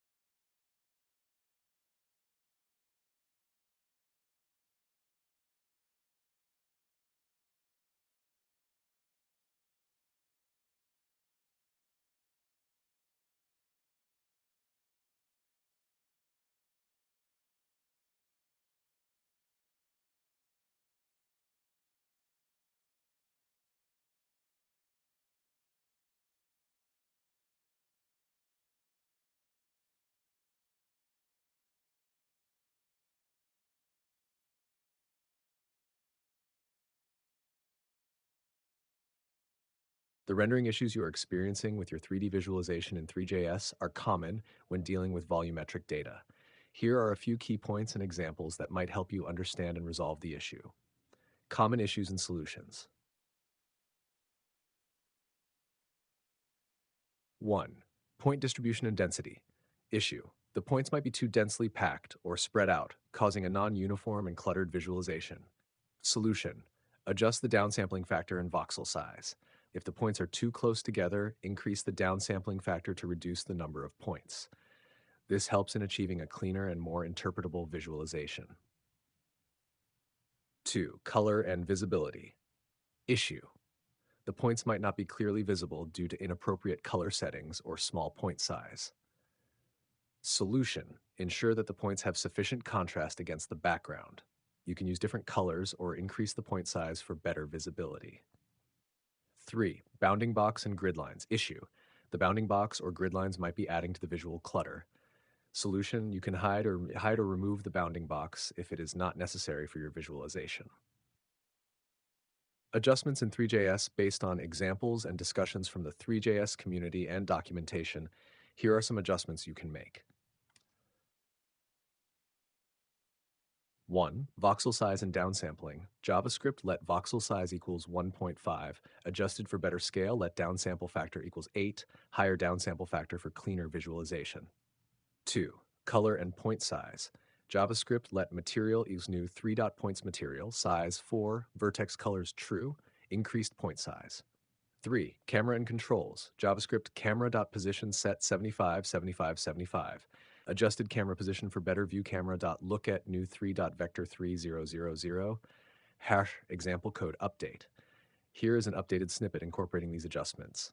JavaScript load volumetric data fetch / volumetric response is response.json. Then data console.log volumetric data loaded successfully. Data. Let voxel size equal 1.5. Adjust voxel size as needed. Let geometry equals new 3.buffer geometry. Let positions equals. Let colors. Let downsample factor equals 8. / adjusted downsampling factor for let x equals 0, x data.length, x plus downsample factor for let y equals 0, y data x length, y plus downsample factor for let z equals 0, z data x y.length, z plus downsample factor. If data x push x voxel size, y to voxel size, z to voxel size, let color value equals data x let 255, colors push color value 0, 0 is red color. Right. Console.log number of points after downsampling, positions.length /3, geometry.set attribute position new 3 float third to buffer attribute positions 3, geometry.set attribute color new 3.float third to buffer attribute colors 3. Let material equals new 3.points material size 4 vertex colors true. Increased point size. Let point cloud equals new 3.points geometry material. Scene.add point cloud. Add a bounding box for debugging. Let bounding box equals new 3.box helper point cloud 0x00f0. Scene.add bounding box. Console.log point cloud and bounding box added to the scene. .catch error console.error an error occurred while loading metric data error. Let ambient light equals new 3.ambient light 0x404040. Scene.add ambient light. Let directional light equals new 3 directional light 0f1. Directional light.position set 1, 1, 1, normalize. Scene.add directional light. Camera position set 75, 75, 75 adjusted camera position. Camera.look at new 3.vector3, 0, 0. Function animate, request animation frame controls.update, renderer.render scene, camera. References and further reading. Three.js volumetric rendering examples, tps/3js.org/examples/3.js forum on volumetric data, discourse.3js.org/t video-sequence of 3D volumetric data /volume rendering discussions, /discourse.3js.org/tag/volume rendering. These resources provide examples and discussions that might give you further insights into refining your volumetric data visualizations.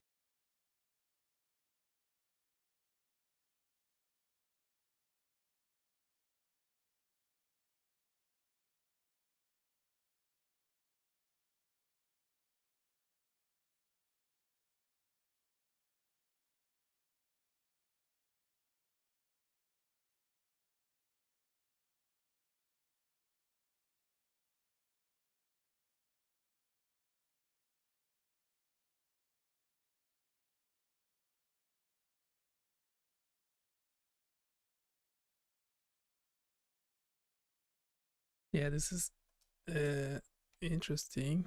I can see some features of the brain there.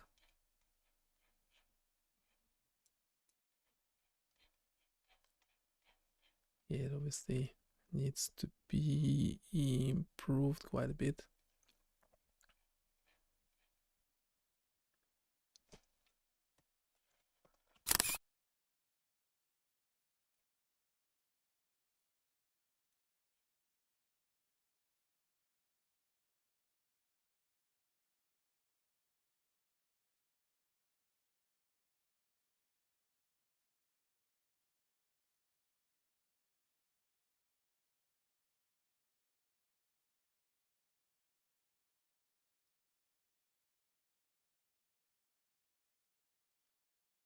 It actually gave two responses.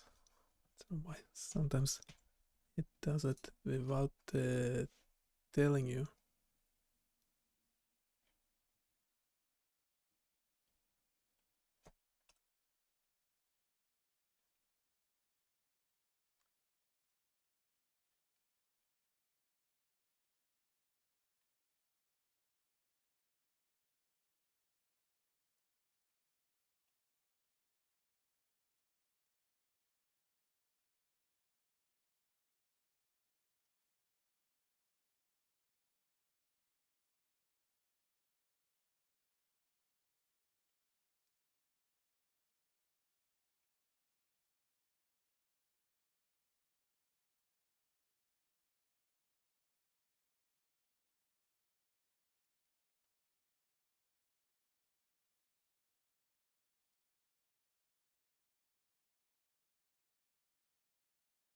Made a silly mistake there.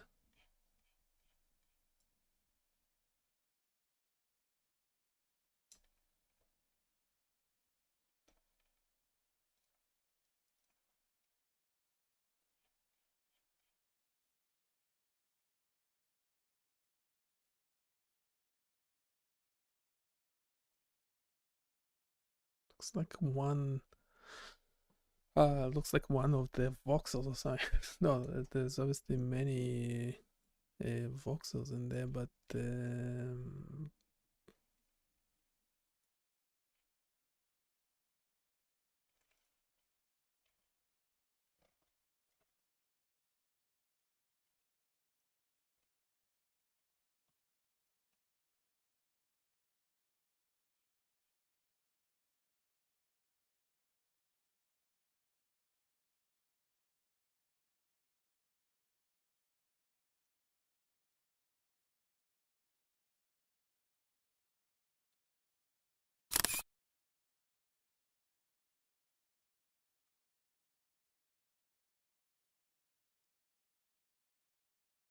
okay, playing with parameters, you can get to a point where you see some brain pattern in the fourth canvas, which is the volumetric data, but it still looks pretty weird. Can you explain what's going on? Also, a minor thing, can we change the default images loaded for the other three canvases when the page loads?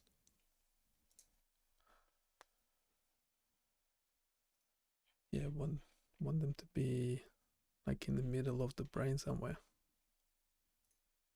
In the middle of the brain.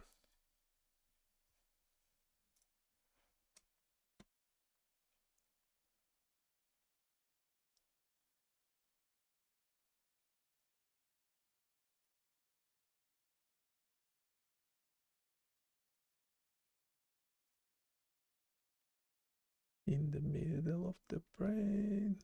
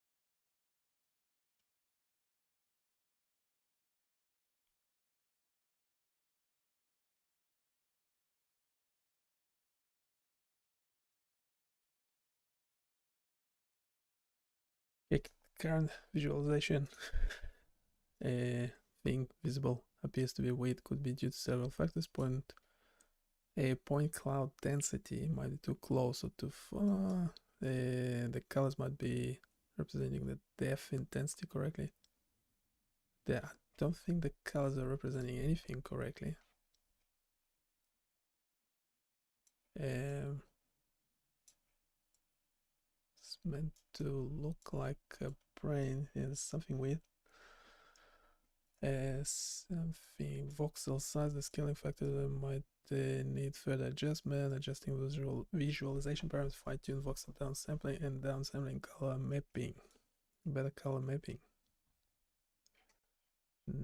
Updating.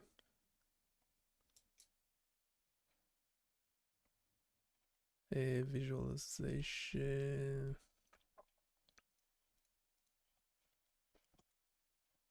Let's see if it did anything.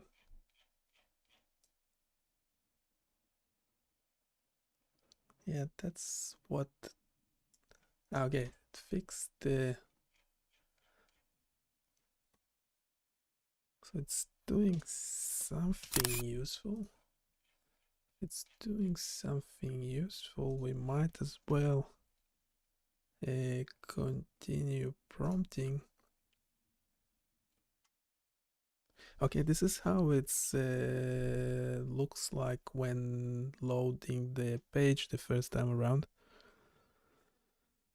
Surely this can be improved quite a bit.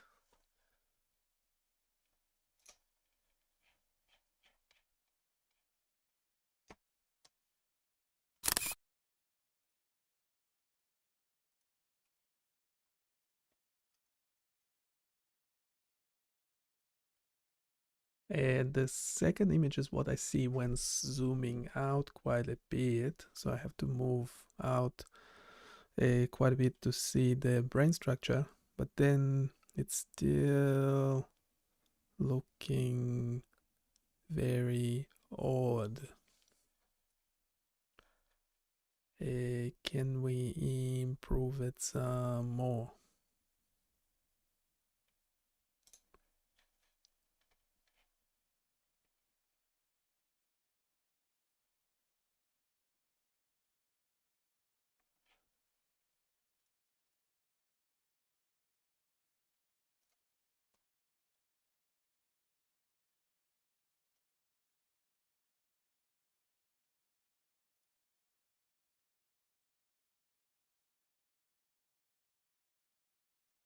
Further improvements: increased point size, adjust color.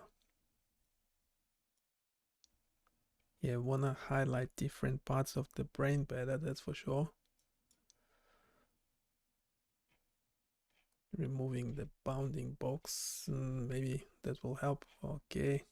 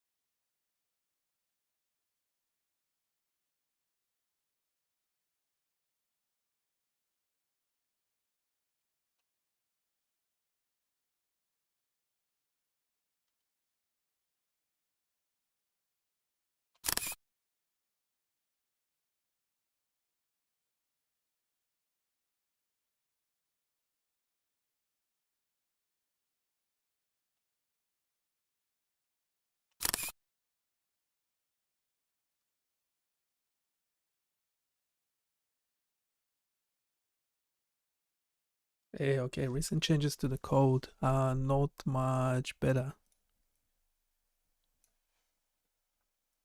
I don't understand exactly what's going on.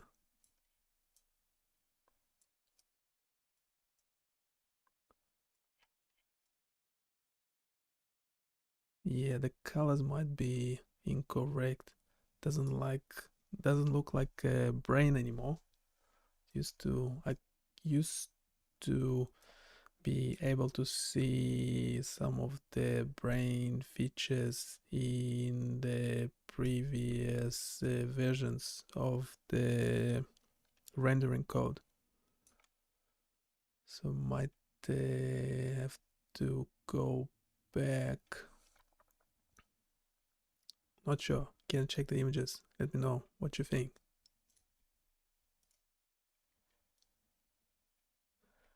Let me know what you think. Did change the default.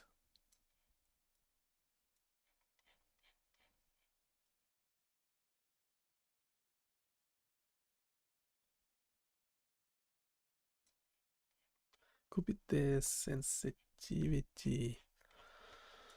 The color map.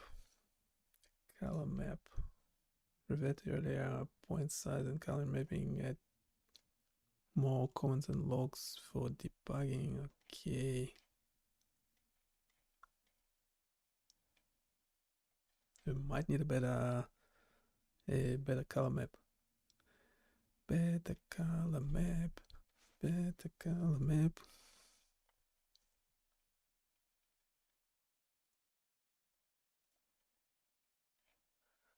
By the way, we are only talking to the robot because there is no human available.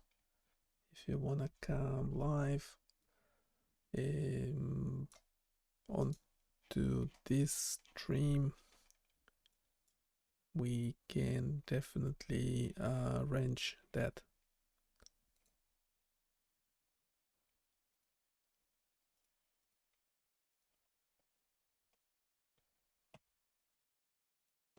Oops, still wrong.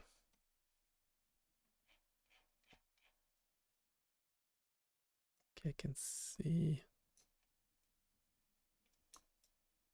I can see the brain. It's really hard to pan.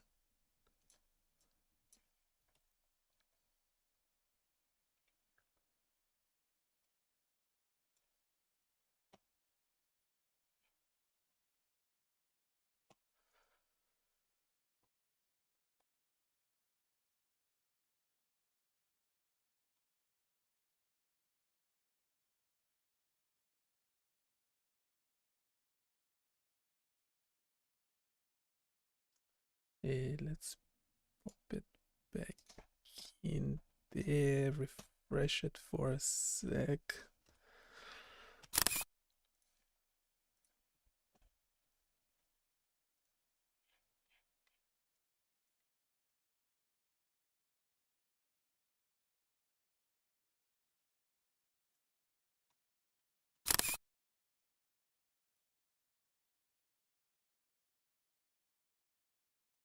Okay, this is definitely better.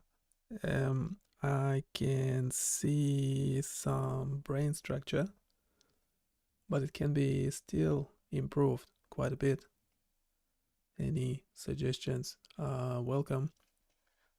Also, the first image is what I see when loading the page the first time around. Which seem to be, I need to zoom out quite a bit to start seeing anything useful on the volumetric data. The other three panels are looking great.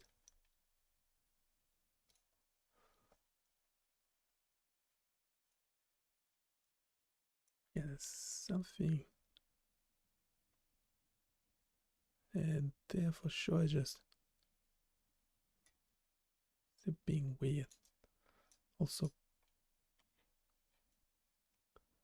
yeah, panning it is not very handy. It's like it's not great, you know, the mouse. Update it, adjust the camera position, increase the point size, add locks. Okay, sounds great, doesn't it?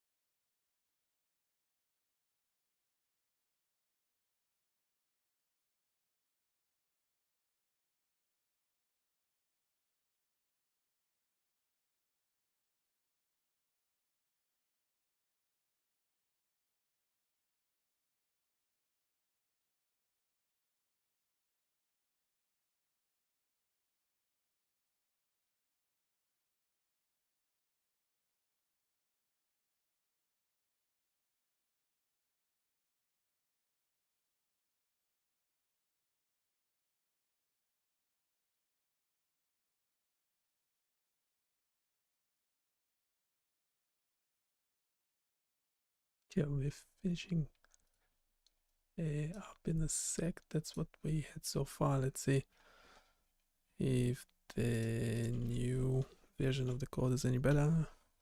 It's just adjusted.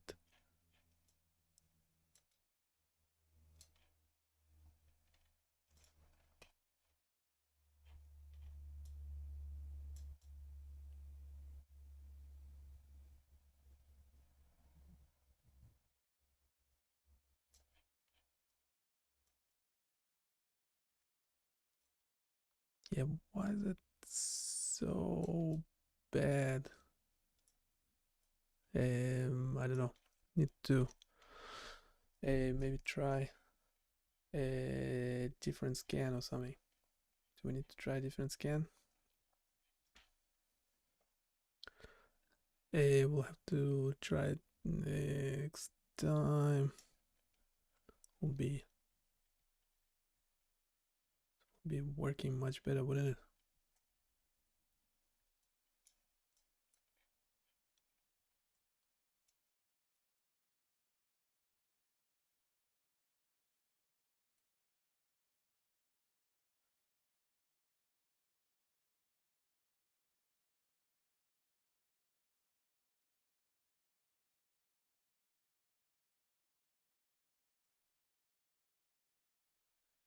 Yeah, we would also like, so there's supposedly some a machine learning.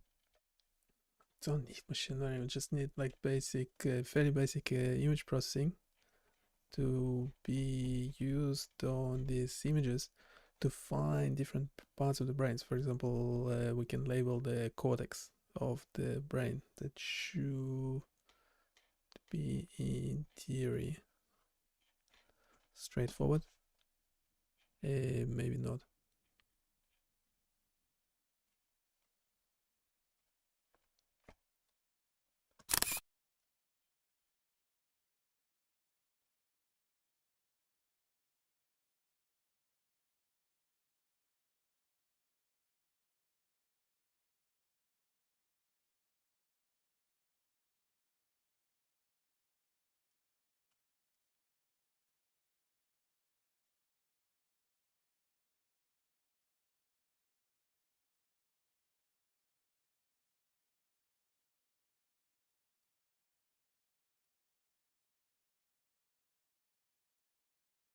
a setback background color, a debugging, load volumetric data, just voxel size.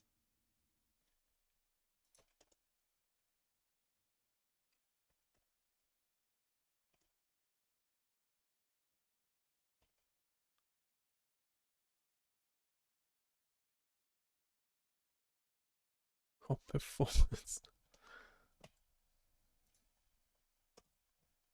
Can you do performance?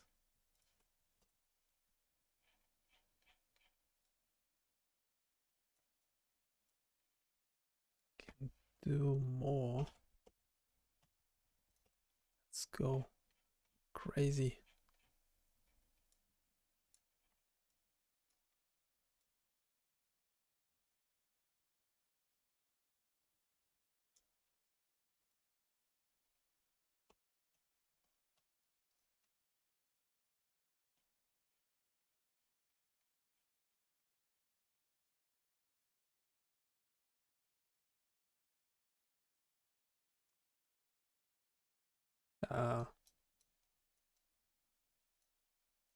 Like inside the brain or something.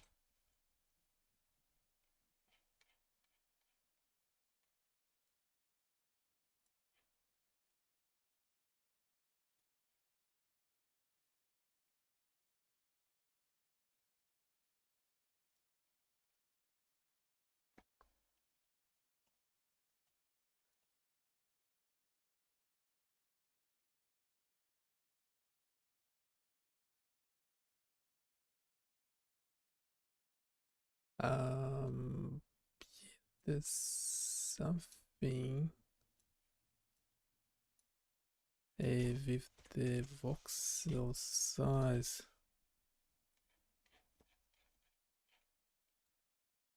This looks more like what's that game called? That kids play, the Robo something, blocks, Robo blocks. I don't know.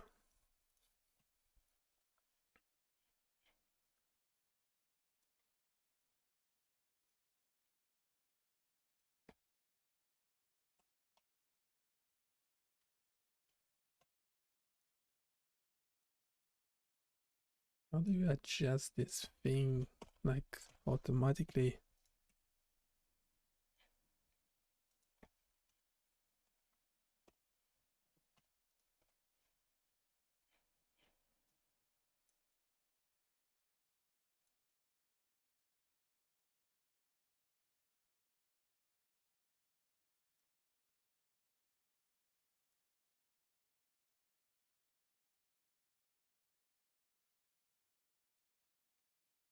It's being, yeah, it's starting as well and loading.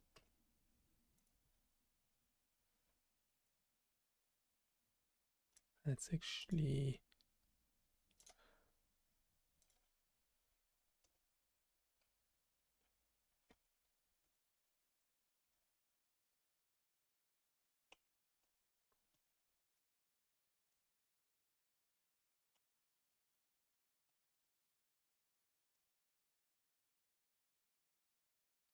down sampling.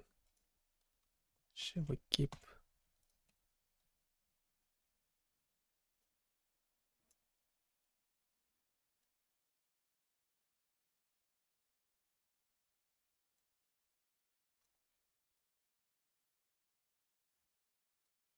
Yeah, this meant to be turned into a 3D model. Doesn't really look like 3D model, does it? Is it meant to take all the slices? Doesn't look like 3D model. Assume non-zero values are part of the structure.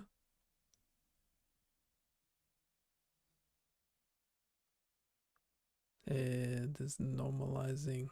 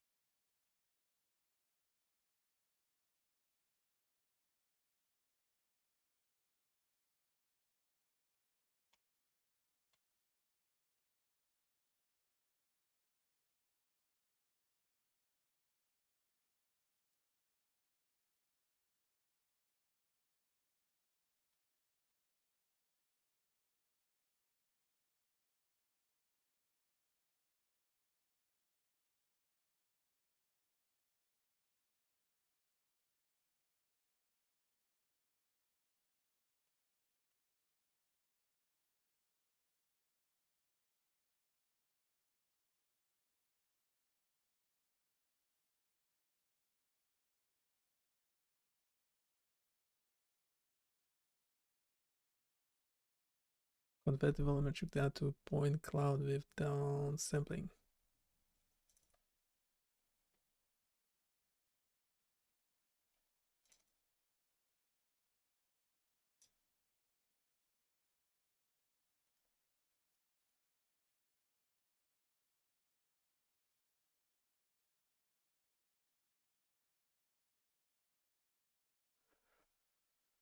Normalize to 0, 1 range.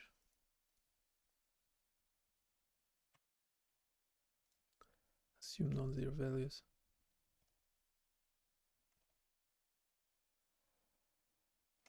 We don't want the bone, we want the brain.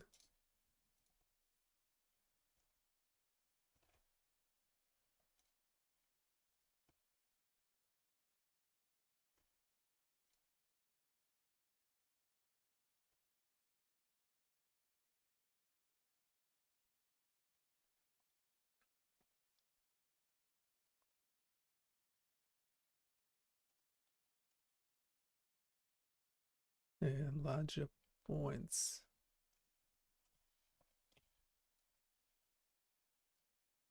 Don't we want smaller points?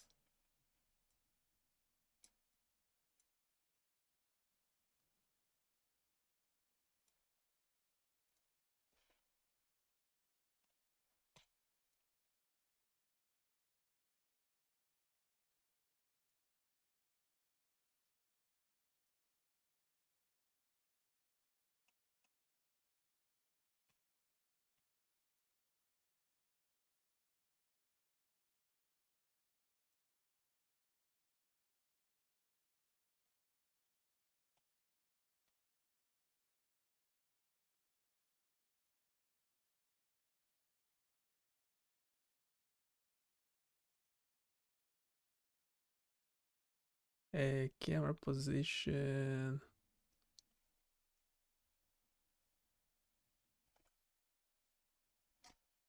Or for a larger scene.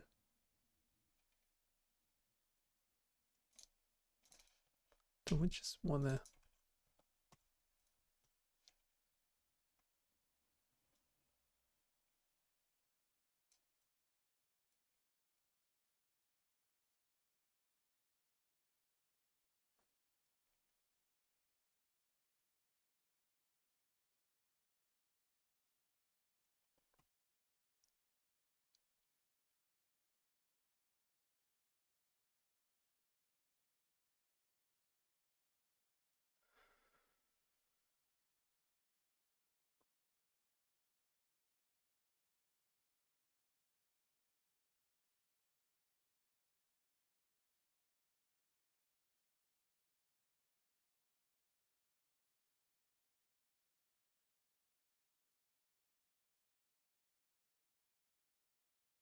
yeah, the other problem is when you scroll your wheel mouse scrolling up is fine because the page is positioned at the top, but when you scroll down, yeah,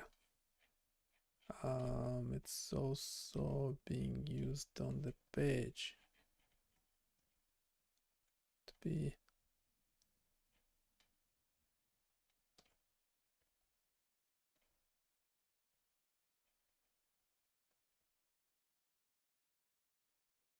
yeah.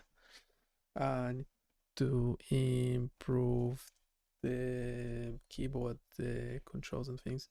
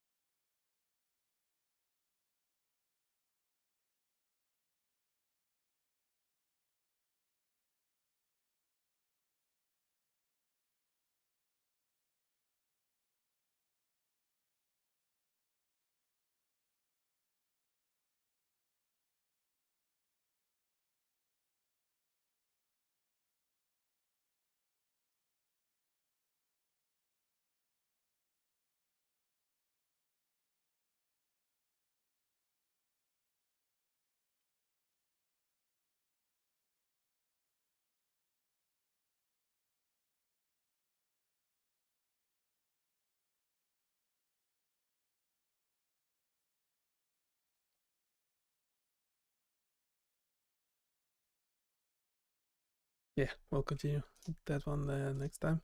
It sounds suggesting to make improvements with the cochlea separate on the spectrum analyzer. Regular spectrum. Yeah, we could add a spectrum. Well, wait, this is a spectrum.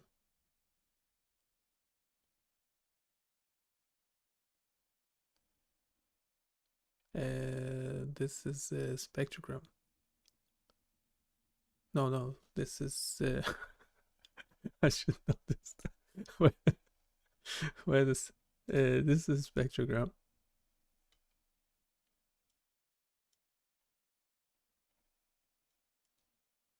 This for EEG data. And yeah, that would be a spectrum.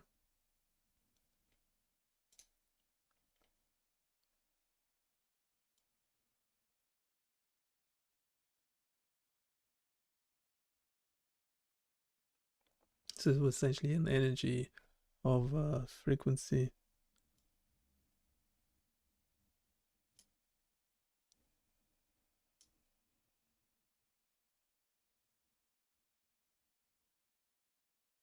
Yeah, what's a regular spectrum analyzer? I don't know. I have to look it up. Look it up.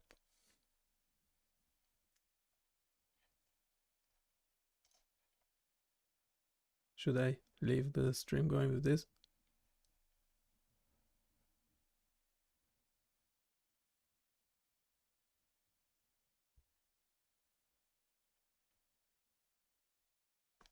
I'll see you next time. Bye.